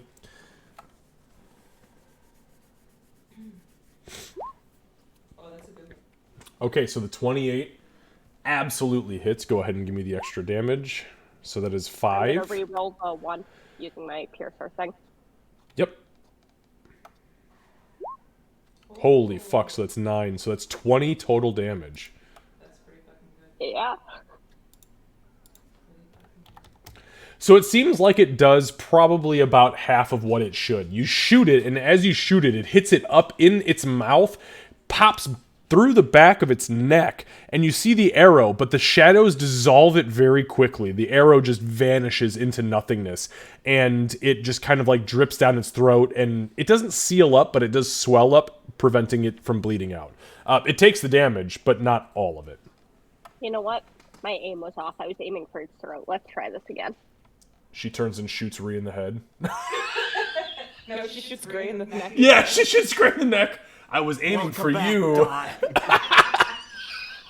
Hey, if I did 20 points of damage to Gray, oof. He'd be gone, baby. I'd be down. Yeah. Oh, yeah.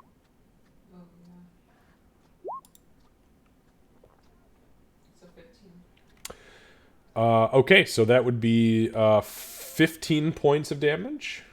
15 points of damage. Yep. All right. So, again, it hits it. I mean, you shoot it again right through the mouth. The shadows seem to kind of curl around it, not doing quite as much damage to it as you think it should. However, it still takes a very good portion, and it is not looking good right now. I am very grateful for these null arrows, just saying, because I don't care if this thing eats them. All right, that brings us to Doc. Alright. Fuck, you didn't even have to use your inspiration. That's even better. Yeah, you still have that bitch. How long does it last? 1 minute. No, 10 minutes. minutes. Is it 10 Wow. minutes? 10. Jesus, okay. It's 10 minutes. It's 10 minutes. Yeah, so you've got it well throughout this combat. So Doc is going to reach into her backpack and grab a gnomish macaron. Okay, you grab a gnomish macaron. How many do you have left? 70 something. Jesus fucking Christ, what did I do? 70. Nope, 75. Just kidding. Okay, so now I have 74. So I'm going to. So it's blind, right? Mm-hmm. Yes. Alright. Or a minute. It's got a lot of things going against it right now. It's Yeah. blind, hunter marked, hunter sensed, baned, sad, hungry as a motherfucker. It's hungry. Yeah, hi, I'm back. All I deal is status effects. My bad. Okay, so it would have just been an environmental action to grab out the macaron since it's my backpack, right? For you, yes. Okay, so then I'm actually, because it's advantage, I'm going to cast Sacred Flame on it. Oh, I guess it doesn't matter, it's not an attack roll, but I'm still going to attack. So you don't. Okay, so let me back this up. You said I'm going to cast Sacred Flame because it's advantage. It is not advantage because It's it not, makes because it's not you attack force it into a saving throw. So what So- it would gain is a negative D4 on its saving throw. Right. So just so you understand my thought process, I was gonna try to get it to eat the macaron, because then I would have advantage. It would have disadvantage on the dex saving throw against the Sacred Flame. That was where my mind was going. But instead, I'm going to just. What would it take to drag Rhea away? You to tell me that you're picking her up No, by like the feet. what economy? Is it Oh, my full action? oh, fuck yeah, it's your action. Yeah, she's a big bitch and she's got a hammer and all sorts of stuff. Like, she's a little goblin, but she's beefy. She thick. Yeah, she's been carrying your. She's been carrying your. She's been carrying my purse for a while. She's been carrying your guys' shit for like 6 months. Which is funny because we've had multiple bags of holding. I'm going to cast Sacred Flame on it. Okay. You said that was Dex, correct? Dex 13. Okay, roll some damage. Only 8 radiant. That's fine. Unfortunately for blind creatures, they do require their sight to dodge dexterity-based things, and it automatically fails its save. So, it hits it. Thank you, DM. I don't thank the DM, that's just the way the fucking rules are written. It says right here, automatically fail any check requiring sight. I know it says check, but a saving throw is just a step above. It can't dodge what it can't see. You can dodge a wrench if you can dodge yeah. If you can dodge a wrench, you can dodge a dodgeball, but you can't dodge a wrench if you did. Okay, here we go. So the Sacred Flame. Sorry, go ahead. I actually have a funny story about a wrench in my Pathfinder campaign after this. I'm mortified by that story already, and I haven't heard it. So the Sacred Flame goes off. There's a burst of energy across this thing's head and neck. It appears to take full damage from it. Okay, excellent, excellent. I really want to heal Ree, but I know what happens when we do that. Don't worry about me right now. Gray. It can't see, so yeah, that's true. All right. I mean, if you want to, you do whatever you got to do. You tell me. no, I'm not gonna do it. I'm not gonna do it. Don't worry, I will. I have no idea what happens. So I'm just. That actually is very true. It is true. Wait, didn't you ask her last turn though? Why aren't you healing her? No. you didn't respond. Oh, that is So- true. That is also true. And you've been slinging all sorts of things, so Yeah, we're gonna that's move to Gray. alright. Yep. All right, So Gray. I am gonna walk over and I'm gonna use my shit, what's it called? Healing hands to restore 8 hit points to Ree. So as that happens, Gray drops to his knees and he puts his hands on Ree, and you hear him fervently under his breath whispering something that none of you understand, but it's very light. It's not heavy like normal Gray.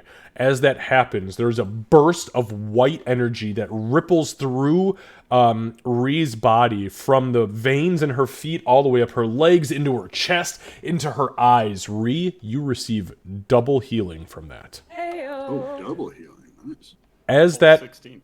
as that happens, and you guys realize all at this point that Gray's eyes are exuding this golden energy, you see a small, translucent circle form above the crown of his head.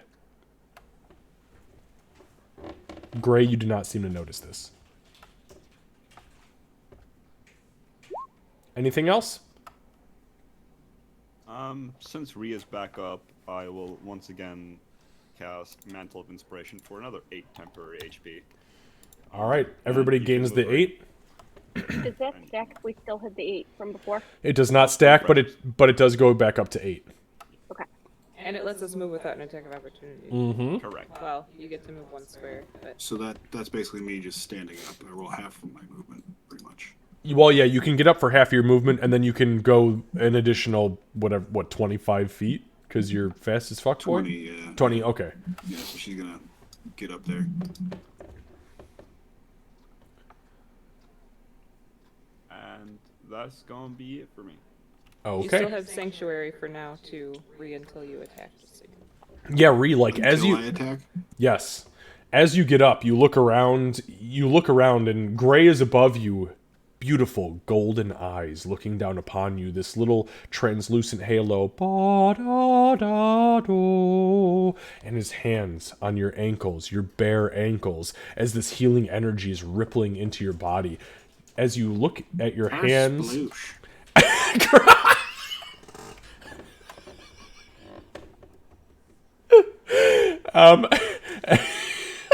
As Ree you says that as she wakes up. yeah, curse bloosh.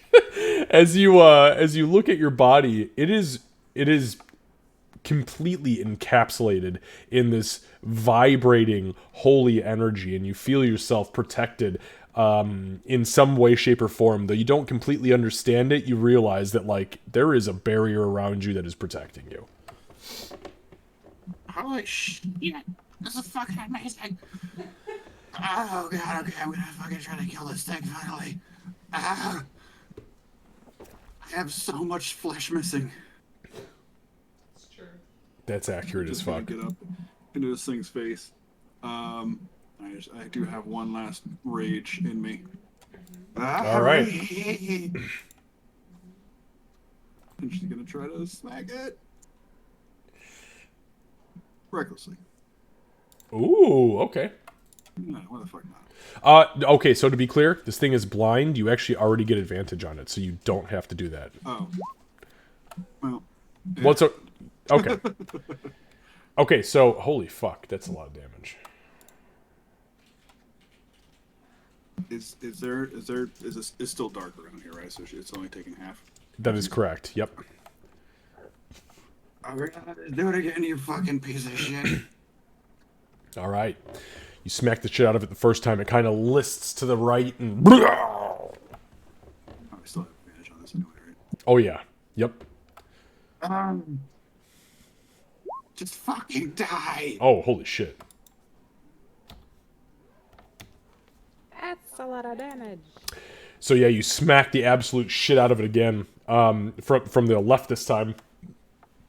It lists over to the other side, kind of brings itself back up. This time you see the black foam that it's been spitting out of its mouth this entire time, and the weird red foam now turned to a dark red crimson, true blood dripping from its mouth. Most of its teeth are missing. Part of its tongue has been bitten off. One of its hands is very obviously broken because bones are sticking up through the finger joints.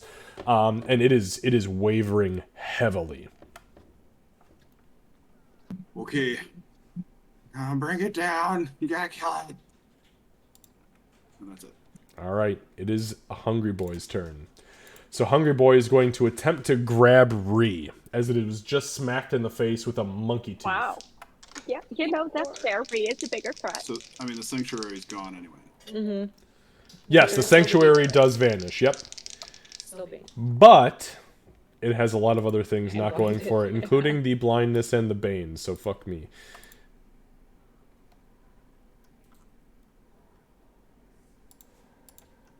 You don't hit my goblin.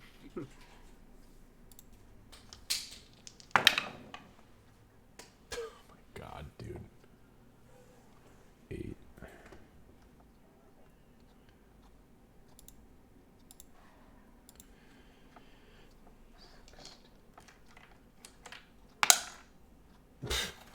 Okay, so the first attack with my disadvantage and my D4 was a 7.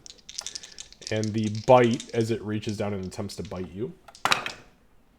Oh, you bitch. I rolled a 19 and a 20. So my 20 is disregarded, but my 19 is reduced by... 16. So it's reduced by 3, which brings it to a 16, but then the weapon bone or the attack bonus... 16 is my AC anyway, so. Oh, never mind. Okay, but yeah, it was like a 25 or 24. Okay, so I actually did hit you with 1, and it was not the good one.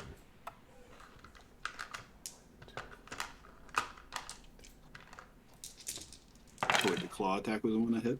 No, it was the bite. The claw Oh, attack was the missed. bite. Oh, Yeah. right. Oh shit, you Not were good healed because too. of healing. Yeah. So that is 33 points of damage reduced. We will call that, let's see, that would be 16? 16 and 16 is 32. So yeah, 32, because it's reduced. So 16. Yep. So you should have like. I mean, you're still HP. barely fucking good, right? Yeah, I got 8. yeah. But- So, oh, and that's 8 real HP. That's not even a temporary. So, like, this like mystical barrier bursts around Ree, and she kind of like drops as this thing bites the shit out of her neck, and desperately, with half a tongue, tries to lap up what it can. Aurora. I have Safe a to say, mission. Blindness does not affect the healing thing. I'm gonna try and shoot this thing point blank with my longbow again, because it's what I got. Okay, hold on. Wait, you said blindness doesn't affect the healing thing? Yeah, I thought it might like not be able to do extra damage for me because we healed. Oh, that wasn't extra damage. Extra Oh. damage to that roll would have been an additional 4d10. It did not do extra damage. shit, I thought that actually was. Ooh. No. That was just a high roll on the d8s. So it's 5d8 plus some change for the original bite, and an additional 4d10 if you have the healing. So it and the only reason I'm telling you that is because there's a visual to it. It's got the red frothy foam if it sees healing. It did not see shit for healing. Okay then. Yeah, that was a scary bite. Okay, sorry, Aurora, go ahead. I'm just attempting to shoot this thing point blank again. It's rolling slow-mo. You know what? I'm gonna use my Bardic Inspiration. Ooh, okay. And I'm gonna re-roll that damage as well. I don't even see anything that's happening, so this is good. I'm excited. Okay, so there's a 15, but there's the reroll. Yeah. Or no, I'm sorry, not the reroll. The Bardic Bardic Inspiration, Inspiration. sure. Okay. 19. Okay, 19. 19 to hit. I would like to re-roll that damage, and then I get the 2d6 additional on it. Correct. So and if you roll a 1 or 2, I believe you can reroll with Piercer, correct? The piercer, I get to just at any point choose to re-roll, but it's once per turn. Understood. Okay. Yeah. So- So that's why, and it was a 1 on the die, which is why I'm choosing to re-roll that. Understood. So So you there's so that, so you and- definitely hit the D8. Okay, got it. And Oh, I the just did garbage damage. It's ooh, a that total of was 9 damage. yeah, that was shit damage, wasn't it? Yeah, for 1d8 plus 2d6 plus 4 for a total of 9. Ew. Okay, so you fire. It's not your best shot, but you took a shot and you hit, and you didn't hit Ree, so that's awesome. Okay, you're taking another shot, I would assume. Yeah. How many arrows do you have left, by the way? Oh, I've still got a fuck ton. I'm out of null arrows, but I've still got 2 full quivers, and I'm working on the 3rd quiver. I'm golden. Perfect. Yeah, this halfling's encumbrance is I so didn't many doubt arrows. you. I just knew that you were, you're riding the struggle bus as far as encumbrance is concerned, and the Yeah, longbow. you mean the fact that I can carry 10 pounds Yeah, for encumbrance? yeah, that. Yeah, no, Because you have I'm a strength score of not 2 moving. after the shadow attack. Yeah, but you know what? I've still been holding my own, and I'll take that. And I'm using this longbow right now, like I've been doing it my whole life. Which, okay, thank you for this thing being blind. You're doing really good. I was gonna say you're doing real good because this thing is not only blinded but baned. Debuffs. People scoff at debuffs in 5th edition, but if you do it right, boy, is it good. Oh fuck, 20. Okay, and 8 plus it's 1d6 this time, correct? Yes, and it's rolling.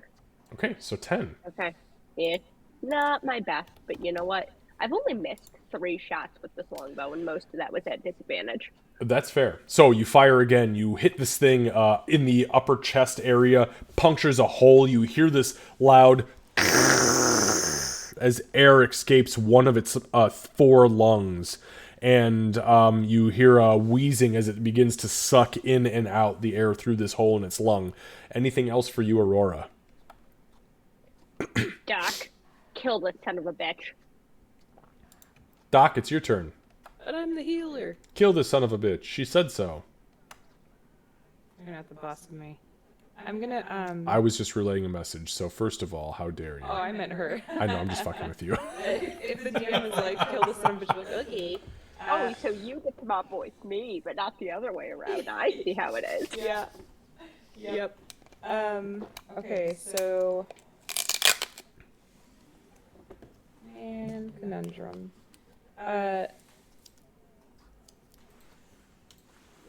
Alright, I guess that I will, Sacred Flame it. Okay. Dexterity saving throw. At 13. Which it automatically fails because it is still blind. Alright. So go ahead and roll some damage for me, please. Which it will take to full effect. 13. Holy fuck, dude. That's pretty good that time, pretty good. So the sacred flame spins around its head, burning off most of the exterior flesh, exposing this weird mass of writhing maggots under its skin, and it's attached to the muscle material almost as a fat layer. The maggots begin to spill off as they screech and pop on the way down. What would you like to do? All of that. I'd like to make a disgusted face and then use my bonus action. to use- Oh, that's gonna cost you your bonus action. No, I'm just kidding. I will cast Healing Word at first level on Reese since Doc noticed there was no frothing. Okay, go ahead and roll your die, and again, you notice nothing, no reaction from this creature as it cannot see the healing. It's only 4 points, but it's 8 for you. Hey, wait, why is it 8? Well, because no, but Technically, yeah, it's a technical thing. Make sure that we It's just 4. say it's only 4 points though, because It is only 4 points. thank you. Okay, And but it is an effective 8 for Ree. Okay, that is all I'm going to do this turn because my next turn, I think. all right, Gray, your turn. Right. So on my turn, I think what I'm gonna. I don't think there's anything I can do. I think I'll just kind of say I have the healing potion if needed by anyone. Other than that, I'm just gonna try and keep this thing the way it is, blind and not able to do much. Okay. and then run square back. All right. And then run to square back. Bring that ass back. Ree, your turn. Okay. Yeah, she's gonna keep whacking. She casts whack. There we go. Still at advantage, yeah.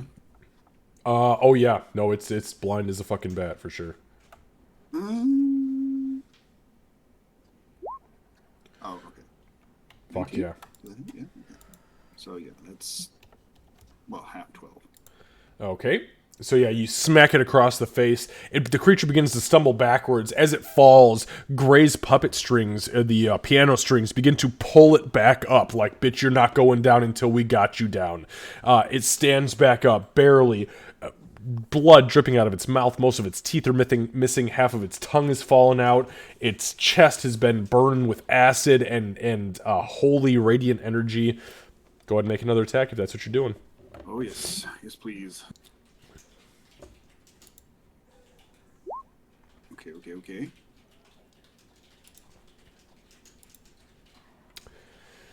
And the 19 hits. And with that, the creature stumbles forward into you, Ree. Ree, how do you end this fucking monstrosity? So, like, same thing. She's like barely able to stand. You know, she's just putting everything she has into like this last couple hits. She's like, you ate my friends and fucking kill you, and just mash the nasty fucking creature's head into the ground. And as you do so, you rear back and the puppet strings yank forward, pulling it almost full force into your hammer as you swing full force down. The last of the arrows puncturing another part of its lung and a sacred flame burning it across the top of the head. The creature hits the ground in this heap of writhing flame and blood and bubbling shadow as the hammer, the dire tooth ape hammer, comes down and smashes its head, splattering across the ground. Easily, 100,000 maggots pour out of this thing's body cavity and begin to scatter across the ground in front of you guys into the greater Poodoo village. And everything finally falls quiet. The voices that have been wriggling around in your head for the last couple of minutes during this whole fiasco finally die down. Where he just I would like to collapses. take immediately. You do what? Oh, sorry. No, what did you say? You do what immediately? I said it's going to take me 12 seconds to get to you, but Aurora is going to stagger over to Doc and throw her arms around her and squeezing as tight as her two strengths can allow. And as that happens, you see Aurora is literally dragging herself across the ground at this point, longbow in hand, being used almost as a crutch to pull herself towards you. As you look at her face, her cheeks are sunken in, her eye sockets are completely darkened. She's emaciated to the most extreme degree, as she is barely capable of keeping herself alive. Would I know, or may I do a medicine check or something to determine if a lesser restoration would fix that? Yeah, give me a medicine check. Yeah, but you have to do your medicine check while being hugged, damn it. She's like patting your back. You're squeezing me too tight. I can't check. So you are what level caster are you? You are a what's the highest tier spell you can cast? 4 or 5? Me? Yeah, you of course 4. 4. So it's lesser restoration as a second level spell, and yeah, you actually, you know what? Hang on, there might be a detail in here that is very specific. One moment.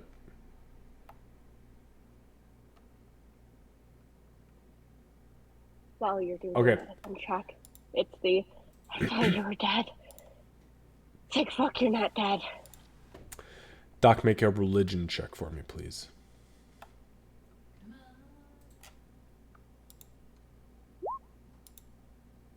14? Okay, so as you have experienced death from these shadow creatures, and you know that Gray did as well, and you are aware that Aurora is fucked up 2 ways from Sunday, from the same creatures. You know for a fact that the way their strength drain works is a naturally temporary effect on those they inflicted upon, and a temporary increase to their own strength when they sap it from somebody. So, with that being said, a lesser restoration will not cure it. What she needs right now is legitimate rest and relaxation, and it will naturally come back to her. Okay.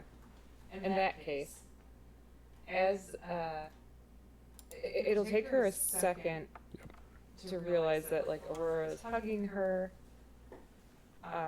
and bald and very weak, and she's gonna kind of take all of that in, and then she'll give her a squeeze back and activate the tattoo and do a level 2 cure wounds. Okay, so as you guys see Aurora kind of crawl up to Doc, she lifts her arm up and she grabs onto the tattoo and she whispers something, and as she pulls the trace of magic out of the inscription, she places it on Aurora's head and kind of pulls her into her chest, and you see some of the really atrocious wounds begin to seal up behind her. Yeah, that definitely still helps. Man, you guys look like shit. Yeah, I'm not entirely sure why I'm not dead. Great, you look amazing though. What's up with your eyes? They're very captivating. Something wrong with my eyes? As he is saying that, as everybody looks over now, you guys see Gray has not completely transformed. But Gray's eyes, where they were at before this battle started, completely ink black.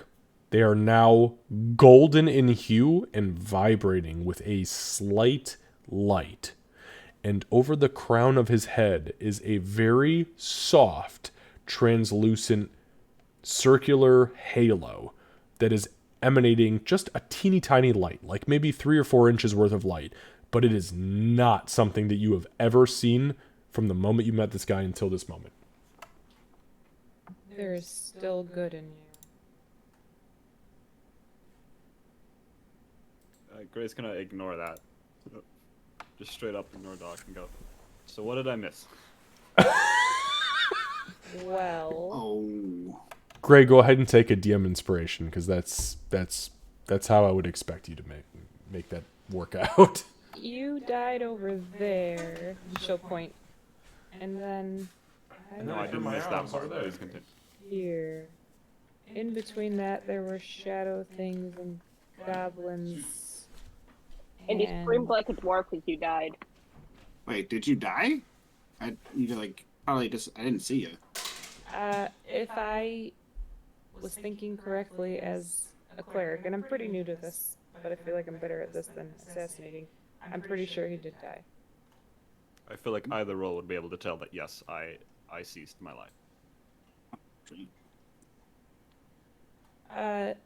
Good thing I have some friends on the other side that helped me and you back. Don't tell me you talked to Garl. What? No. Why would I talk to a gnome? Hey, you talk to me all the time. I mean, he's pretty. Not He's by pretty choice. dope. You're talking to me right now. Stop talking Again. to me. Okay. Turn to Ree. So, Oh, hi. what the hell was that thing? That was, can we Not consult talking to the- you. Can we consult the notes? Do you have the notes, Gray? I will kick you in the shin. Is it you that has the notes, or was it somebody else? Notes Also, on what? I'll shoot you in the neck if you insult her again. Oh She'll put a hand. She'll put a hand on Aurora's shoulder, like, and she'll whisper.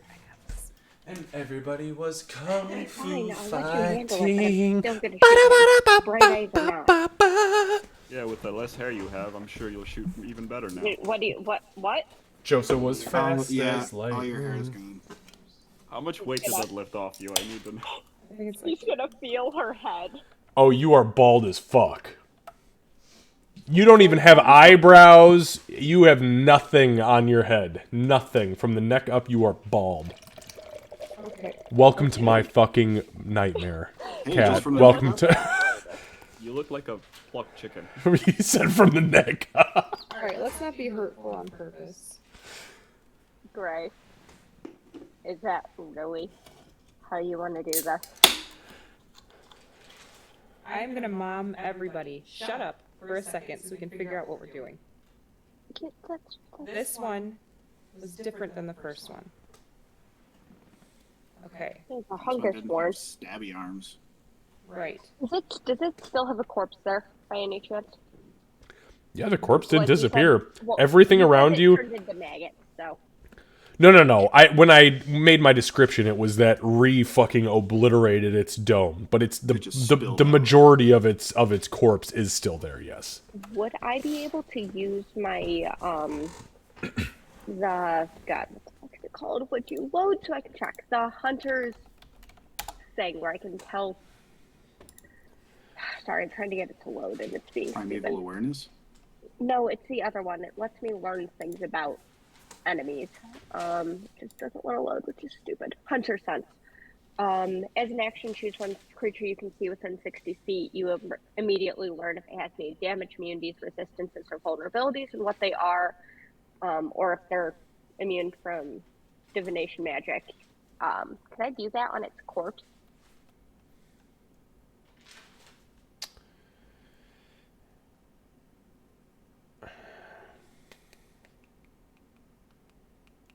That was a weird question. I didn't want to use the action during combat, but I No. thought about it a lot. That was a weird fucking question, but you know what? I mean, the way the verbiage works within that ability doesn't.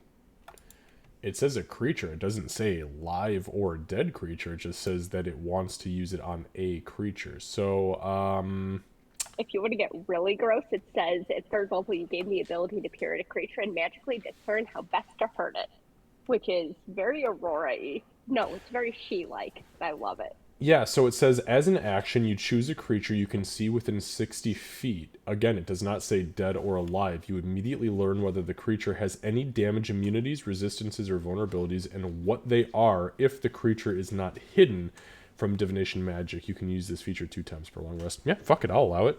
Sure, go ahead and mark off a thing.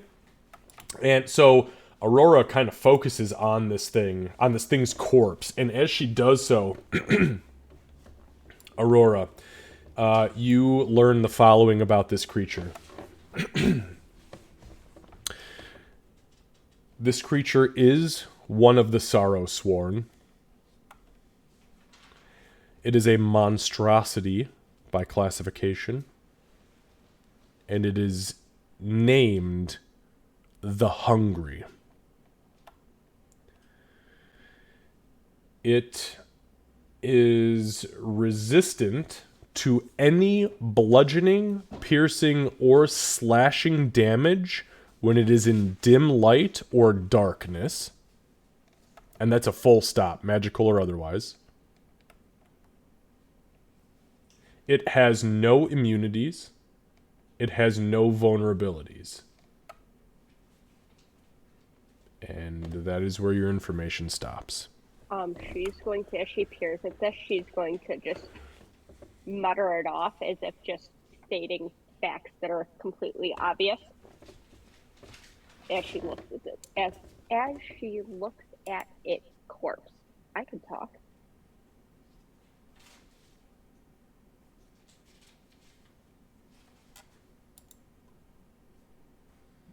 I guess as she's doing that, Reese finally like kind of stands up and dusts herself off, and I need to look around, see if there's anything left here. Yeah, Doc would be moving with her to try to help her look around, and knowing where we're at and what's important. She's gonna try to help Bree emotionally more than anything. Gray will kind of wander around with them too, but less emotional support, more just kind of wandering out. I'm not wandering anywhere. I'm gonna take a fucking seat in this. Well, I'll move 5 feet over and then take a seat. Yeah, Not in this, no. Before she walks away, Doc will tell Aurora, "You need to sit," and she'll hand her the macaroon that she had pulled out during the fight. I do not need to. I am just You fine. need to sit. Don't you take that voice with me. She kind of gives a look, and then turns to O3. That was almost a daddy hit mommy situation. That was like a bad dinner table That experience. was my mom voice. For real, actually. Sorry.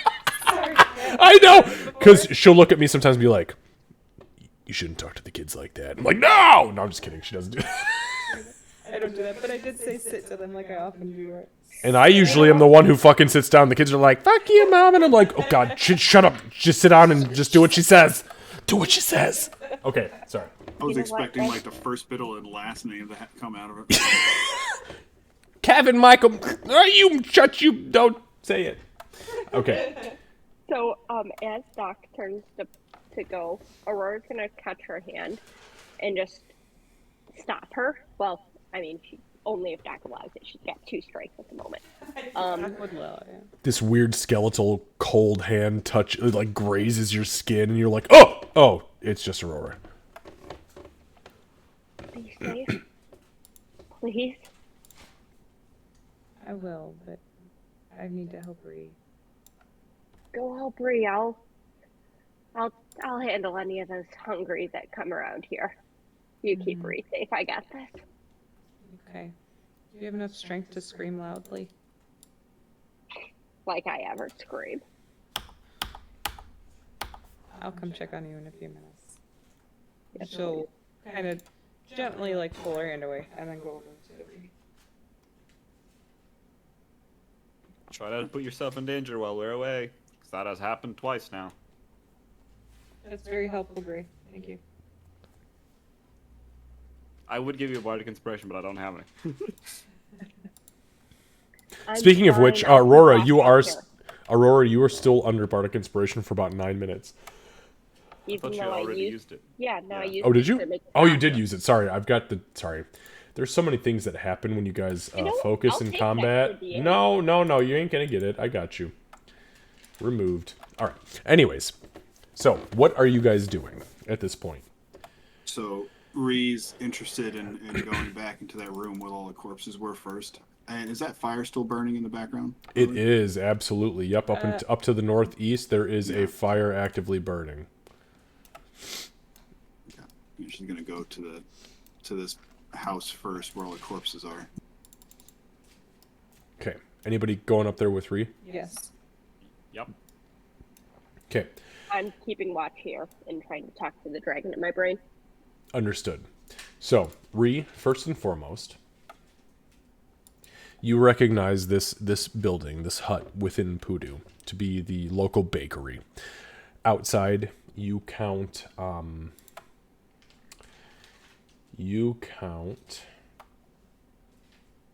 about 24 bodies that appear to be complete husks. The bones, the muscle tissue have all been sucked dry from these goblins.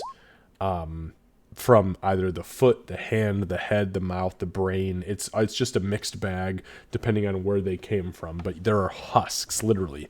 And when you look at these, even though you're not a very intelligent creature yourself, you do realize that this is very reminiscent of what you saw in that big monstrosity walking around that was stitched together out of multiple husks.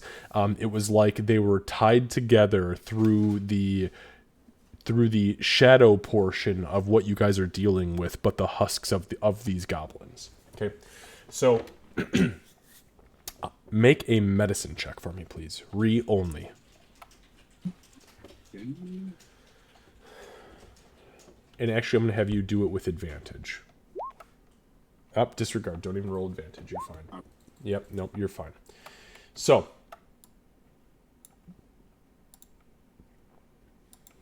as you're walking in and stepping over the husks, you kind of kick a few to the side. You kind of pick a couple up and move them over to the left or right, respectively. There are still few loaves of bread sitting on the counter that were baked within probably the last couple of weeks, as they're pretty hard and some of them are starting to mold. You get to a corpse, a husk. You pick it up, kind of flip it over as you've been going through the bodies, and you look down at it. It's Chuck. Not Chuck. It's Chuck. No, Chuck, no. drained of every bone in his body, drained of every piece of muscle. The only thing remaining is the exterior skin and the very small amount of fat that Chuck had on his person. Thankfully, Chuck, the meteor of the two Chucks, is not here. But Chuck is here. And Chuck is gone. God, Chuck. I wish I could smash that thing's head harder. Doc would have followed her in, and Yep. Ree would feel a hand on his shoulder. We can try to resurrect him. Can you do that? There's nothing left to him. It's just skin. I can't, but if we have, if it wouldn't be immediate, but we can save all of our money we could happily make. Pay somebody who can. We should have been here. Am I able to tell how long ago he died? Just for my own guilt's sake. Make I'll tell you what, make a medicine check for me, please. That's actually a really good question for a cleric to ask. Yeah, 22. God damn. So give me 1 sec.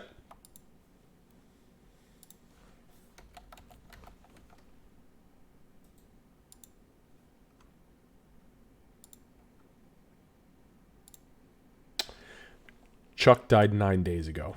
To the fucking minute. So that was before everything else. So, yes. And the Revivify option is gone, and you have like 24 hours to bring Chuck back with a Raise Dead, which is the earliest tier of Revivify, essentially. And after that, it's Resurrection. Okay. Hold on 1 second. Doc, she kind of sits down crisscross applesauce kind of suddenly and starts thinking. She puts her face in her hands. She's making no noise. Shouldn't have left him. I should have stayed. I should have come back. This never would have. I wouldn't have let this happen.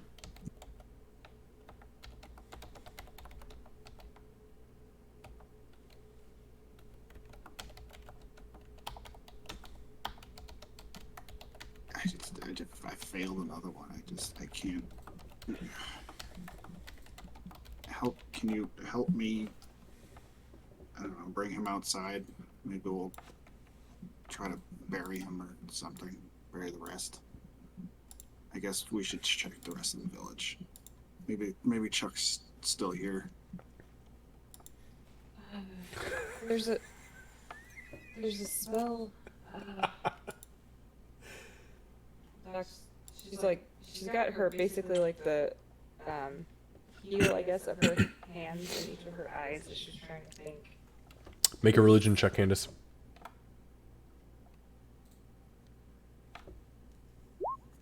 17? So, Can I guidance myself to make it a little better? fuck yeah. It is. You guys know how I do guidance now.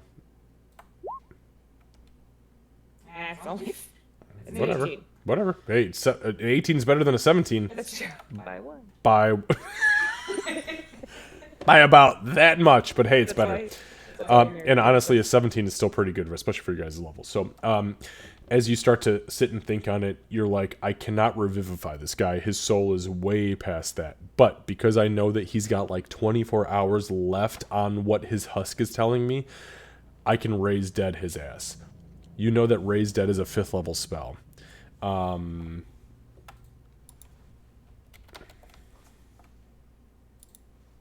only have 4th level. I know. What level are you? Are you 8 or 7? 7? Oh, 8. 8? Yeah. So Doc's gonna pray. Hang on 1 sec. Okay. Hold on 1 minute.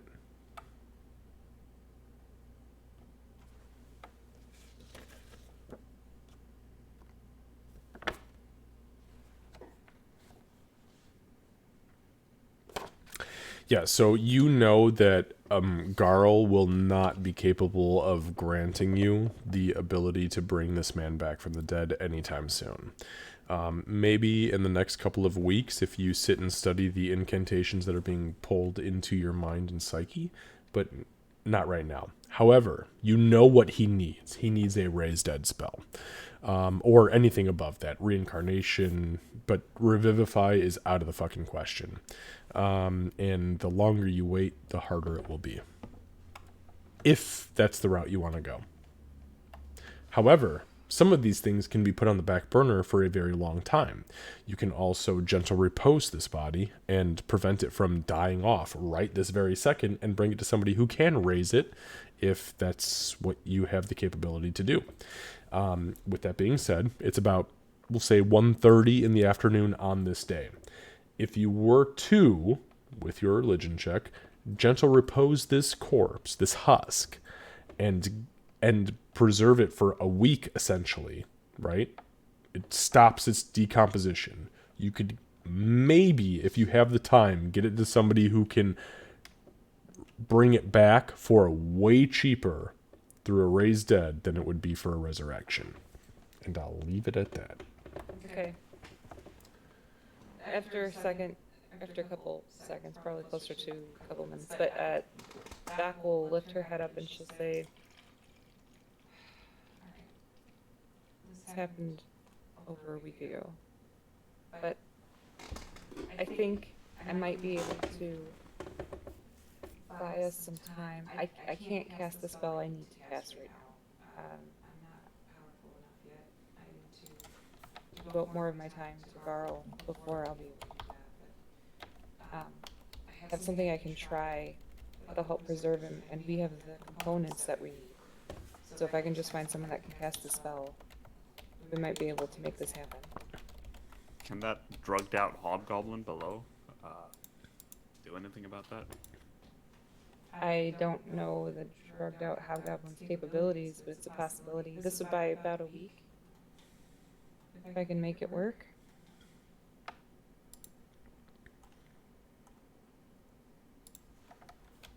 Kevin, just for Kevin, DM, Kevin, just for Yeah, clarification, yeah. you said with a religion check, Yeah. did you mean that I realized that with a religion check, or you allow me to try to?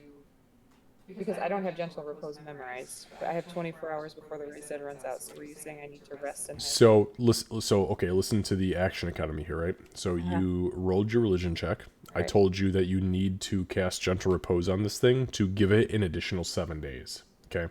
It is 1 in the afternoon, but you have 24 hours before it hits that time. It only takes about 8 hours to rest, and you are about 5 or 6 hours from that point. Okay. So the math equates to, if you sit and pray on gentle repose tonight, you can cast it as soon as you wake up from your long rest, get it on this guy, take him to wherever you need to take him, and you've got 7 days. Okay. Yeah, that's. I just want to make sure I was understanding that properly. Oh, yes, absolutely. I apologize if I misconstrued No. that. Nope. So I can't do it. Also, just to be clear, during that time, if it has gentle repose on it, it can also not become undead. Right. Nothing can resurrect it as undead. I can basically make his body as safe as possible in its current state until we get it to somebody where I can hand over this diamond and ask them to do this. And you know what? I was wrong, by the way. It is not 7 days. It's 10 days. So it that's buys right, you. it's 10 It buys you the entire time of a resurrection. And if you're past that, you already fucked yourself. So Right. Yeah, this will give us about a week and a half to be able to get raised dead. It's a little bit better than what I can do right now. What I can do has to be pretty immediate. He's been Okay. All right. Do you want me to do that? Yeah, if you can, that yeah. Okay. And then we will kind of pick up, kind of like a blanket, pretty much like pick up Chuck's husk and bring him outside. I do have to rest first. Oh, okay. But- Actually, maybe I'll just put him down on the table, and she'll like scoot all the stuff off the table, grab a piece of bread, and start gnawing on it. It's delicious, just as you remember it. It's got like these weird, chewy cranberries in the base of it, and on the top it's covered in sunflower seeds and honey. Like, the goblins make good fucking food. People just don't give them credit because they're typically idiots. Right. Do you want to stay with him and we can look around? I don't know what Chuck He's- looks like. He's not going anywhere anytime soon. He looks like this, but with more bones Right. and meat. Kind of. Well, you lead the way, and whatever you need, do the best of my ability. And as she's walking, as Ree walks past her, she's gonna cast close wounds. Oh, okay. So roll your HD plus your Constitution She'll modifier, keep doing it until Ree stops forcing herself to heal. whichever HD you would like, because I know you have multiple now. Oh, dude. Okay, my sickness is affecting me differently. When you said HD, I legitimately got confused. Okay. Holy shit! That's pretty good. Holy shit! That's a lot of HP. Oh, it So- already applied it. Nice. Yeah, Ree's looking Automatically good. applies it on D&D Beyond. Nice. Oh, nice. No shit. Nice. Almost gave myself double. All right, so you guys exit the bakery, and as you do so, you do notice up to the northeast there is absolutely a fire burning, and the smell of burning wood is sensed. Real quick, I want to make sure that I say this before the session ends. Ree will run back and pick up Josa and put her back in her pocket. Oh man, see, I love you Didn't as a forget fucking Josa? player. Yeah. As you pick Josa up, there's this little pulse in your mind that just says, Gotcha, I will also pick up the Javelin of Lightning. "Oh, that's right, you fucking yeeted the javelin of lightning into the chest of that shadow creature." Okay, so Candace, you pick up the javelin of lightning, no problem. And then I just need to do some math really quick for Josa.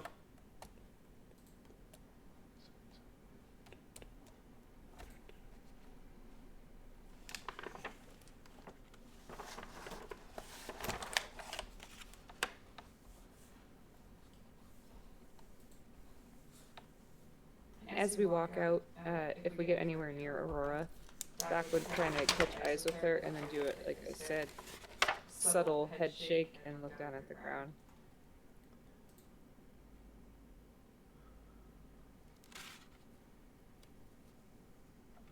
And she smacks the fucking teeth out of your head.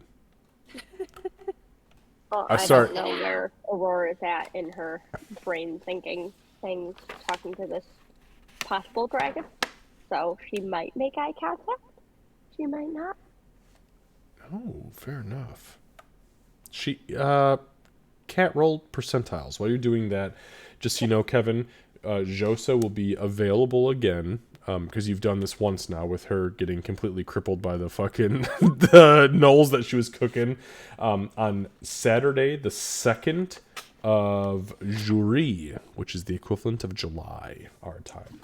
So What it's is like- it now? It's Jutet? It is Jutet. Yep, it is the 17th of Jutet. There are 30 days in Jutet, so the 2nd of Jury, she will be active again and ready. Oof. Okay. Oh yeah. No, there. You got it.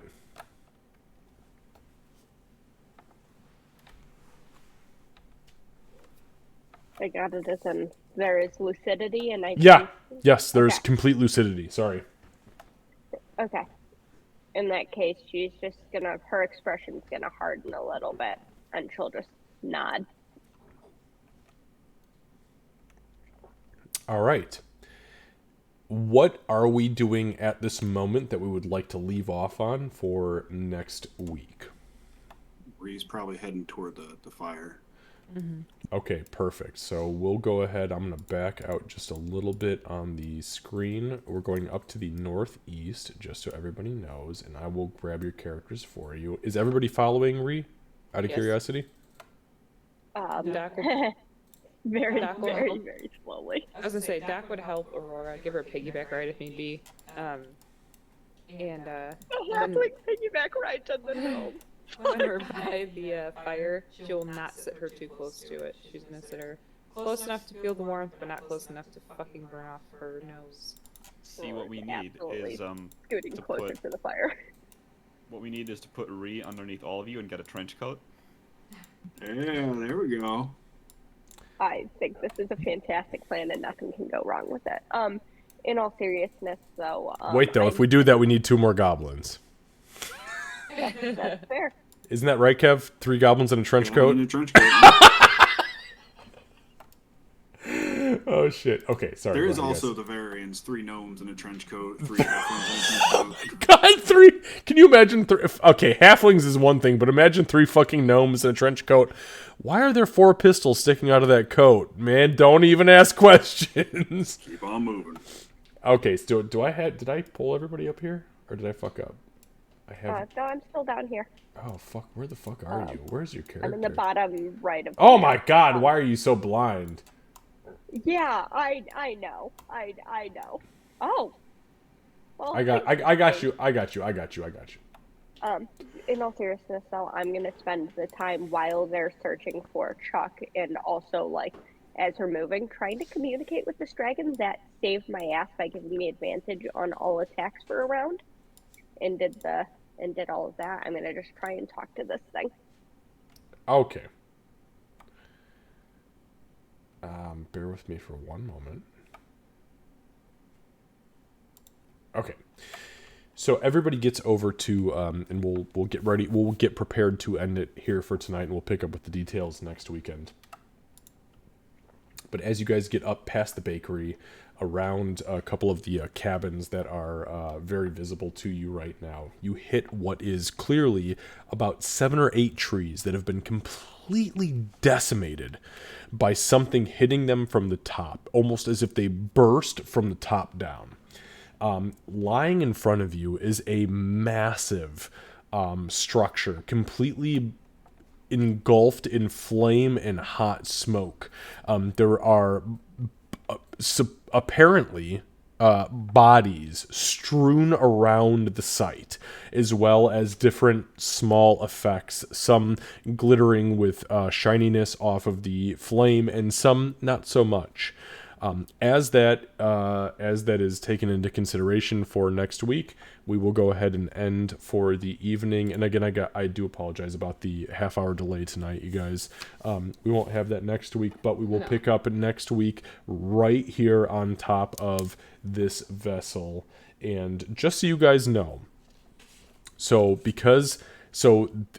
the first encounter with the shadowy thingies was not supposed to go concurrent with the hungry guy, but because they did, the multiplier that that impacted you increased your total combat XP for that entire encounter to not overall, but per person, 2,725 fucking XP, and that has nothing to do with the RP that was involved in that. So I will discuss that next week, but it was a fuckload of experience for this entire encounter. You were fucking fight. You were not. I'm telling you right now. I was talking to Candace about it. I was like, you guys weren't supposed to find that second chunk of the fight until way the fuck after.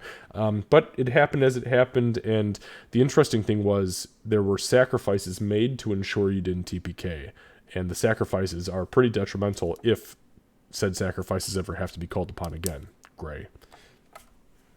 Thank you, Gray. Thank you, Greg. Thanks for a great session, guys. That was Yeah, it was a lot of fun. It was very Very good. intense. Yeah. Very concerned. I swear to you guys, I've actually lost sleep over this campaign this past week, which I very rarely do, but I was very concerned because I had to write a document about TPKs and campaign line continuation, and that was fucked up, and I was like, oh, please God, don't do this. You didn't. And then my brain was like, nah, he'll take it. And then we were driving back from my grandparents today, and I looked at Candace and I said, what if Gray doesn't take it? And she was like, I guess we all die. And I was like, fuck, I guess it's the end of the game. Yeah, no, I fully believe in stuff like warlocks and like this glamour patron. If you take the patron, you fully commit to it. So I was like, Gray had full trust in this thing that's been taking care of him for so long. So why the fuck would he not? Yeah, and you just gave it up. I mean, so nonchalantly, and I was very involved in how hardcore that was. So that was awesome. Okay, guys. On the whole speech too, right? Probably. Before we leave, Yes. funny story about a wrench, real quick. Oh God. Pathfinder. So in our Pathfinder campaign, I'm playing an investigator, but that's not really important.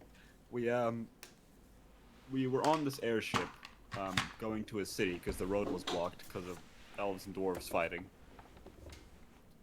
And so we were flying over, and because I'm an investigator, I wanted to look at the ship and figure out how it worked because airships aren't normal.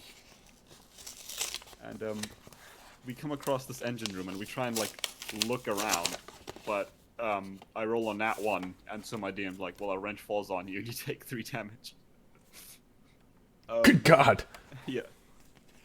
And then someone else tries and makes it. I give them a bonus because I can do that, and they also roll a nat 1, and the wrench, she trips over the wrench, and it deals 3 damage. Oh, that's amazing. I love it. Good fucking God. After that, we dubbed it the cursed wrench, and we gave it to our goblin, who's a swashbuckler, and currently the captain of our party. Oh my God, I love it. Which is all in itself a joke, because he has terrible charisma. We get to a city, and it's the city of thieves. So like the goblin gets to fight in a tournament so he can enter the city. And he throws the wrench and gets a crit. The first time it's ever used in combat. No. So that wrench is currently 3 for 3 on crits. We have dubbed this wrench the Rancor wrench, and it's now our goblin's main weapon. Okay, that's pretty fucking That's hardcore. fantastic. Yeah. Yeah. So good. Lucy, we need to play other game systems together. I feel like every time that we have a stream now, you've got like an excellent story about another game system, and I'm like, fuck, what am I doing with D&D over here?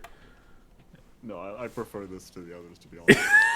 Star Wars is coming soon. Star Wars. Yeah, no, it's Right actually now. that's not a joke, by the way. Candace is she's pretty into that. So, cause she's streaming now. She passed her exam, by the way. I don't know if we told you guys, but yeah, she did. She passed her exam, so she's gonna be doing Crochet and Chill Tuesdays, and we're gonna be doing Star Wars. co-stream and Star Wars and all sorts of shit. So, all right, guys, thank you so much for tonight. We'll see you tomorrow. Tomorrow. I'm getting excited here. Next, I feel every time I blink, it's tomorrow, and I'm like, oh fuck, Monday is D&D. No, it's not. We'll see you guys next week. But yeah, have a fantastic week at work and or school. Lucy, you are, if I'm not mistaken, you're done with school this week, but the following week you have exams. Is that right? Yes, this week is nothing, and then next week, Thursday, I have a single exam, and then I'm done. Oh, And then you're done for the summer until like what, August? Until September. Oh, fuck, until September? Man, my kids go back in August. What the Yeah, August fuck? 1st. That's rude. and you know, I'll mess with you. I mean, technically, school only ends at like the end of June. It's just I only have 1 exam, while others have many. See, this is why intellect is never a dump stat. You got it good, baby. All right, guys. We'll see you next week. And oops, sorry. Go ahead, Kat. To say my good news is I have an interview for a job that is solidly in my field in town this week. So Holy it's shit! In a- town, you said? Fingers Yeah, crossed, man. it's a business technology analyst role. Fuck yeah! Good luck. That Get it. That sounds awesome. Keep us updated, please. Let us know how it goes. Go get it. Drink your coffee. Do your hair. Whatever the fuck you got to do to get yourself situated. And yeah, I look forward to seeing how that pans out. yeah, because I've been putting in at least 24 applications a week. So, Holy shit! You are or keen. close to a year at this point. I've been trying. Well, you'll hit it eventually. You got your degree. You got your experience from years and years of degree experience. Yeah, so hopefully it pans out for the best, and you just move the fuck on from Claire's. Fingers fucking crossed. You got it. Look, you're a smart broad, right? You got it. Well, it's what the degree says. Well, that's what I say as your fucking DM, so I guess that means nothing. Could you bring that Put that up, on your maybe? resume. Yeah, I was gonna say, could you say my DM says I'm a quote-unquote smart broad, so, does that mean I get extra... On the resume. That is true. I swear to you, Candace and I at one point in time did have our LARPing experience on our resume. I still actually on my resume, I'm pretty sure my latest update still has LARPing experience Sure, it from shows from dedication. from the facilitation standpoint, though, not from the player Mine standpoint. is listed as system admin / logistics lead because I made that fucking database. I automated everything. I did my job for that, so we'll see. Hell yeah! All right, guys, have a great week. Thank you guys. Thank you so much for being here, and thank you, Lucy, for helping us along in the. And I swear to you guys, that was not a scapegoat thing. That was a total character development option for Gray, and he accepted 4 deaths on behalf of the party succeeding. That's You awesome. completely caught me off guard with that last one of there's some good in you. Yeah. Oh, I got you. Trust me. When you give me your character backstory and it's even partially vague, I'm gonna get you. I'm gonna get you. I didn't think Evil Shadow Man was gonna be not evil. Well, we'll see what happens. So yeah, that will change things. All right, guys. We'll see you next Sunday. Bye-bye. Good night, everybody. All right, friends, let's raid. We are going to take our raid over to Rocker Joe, who is not live, unfortunately, but that's okay. We'll still send him some love, and we're going to send him some love. Also, Tuesday night, Crochet and Chill is fucking on, baby. Candace is coming back. She has succeeded to the highest degree as far as her her exam and her certification are concerned. She's done. She's done for at least another year. Yeah, I have one more thing. They'll give me 4 more letters, and I'm done forever. Absolutely. So here we go. We're gonna raid Rocker Joe, and we'll see you guys on Tuesday. 5, 4, 3, 2, and 1.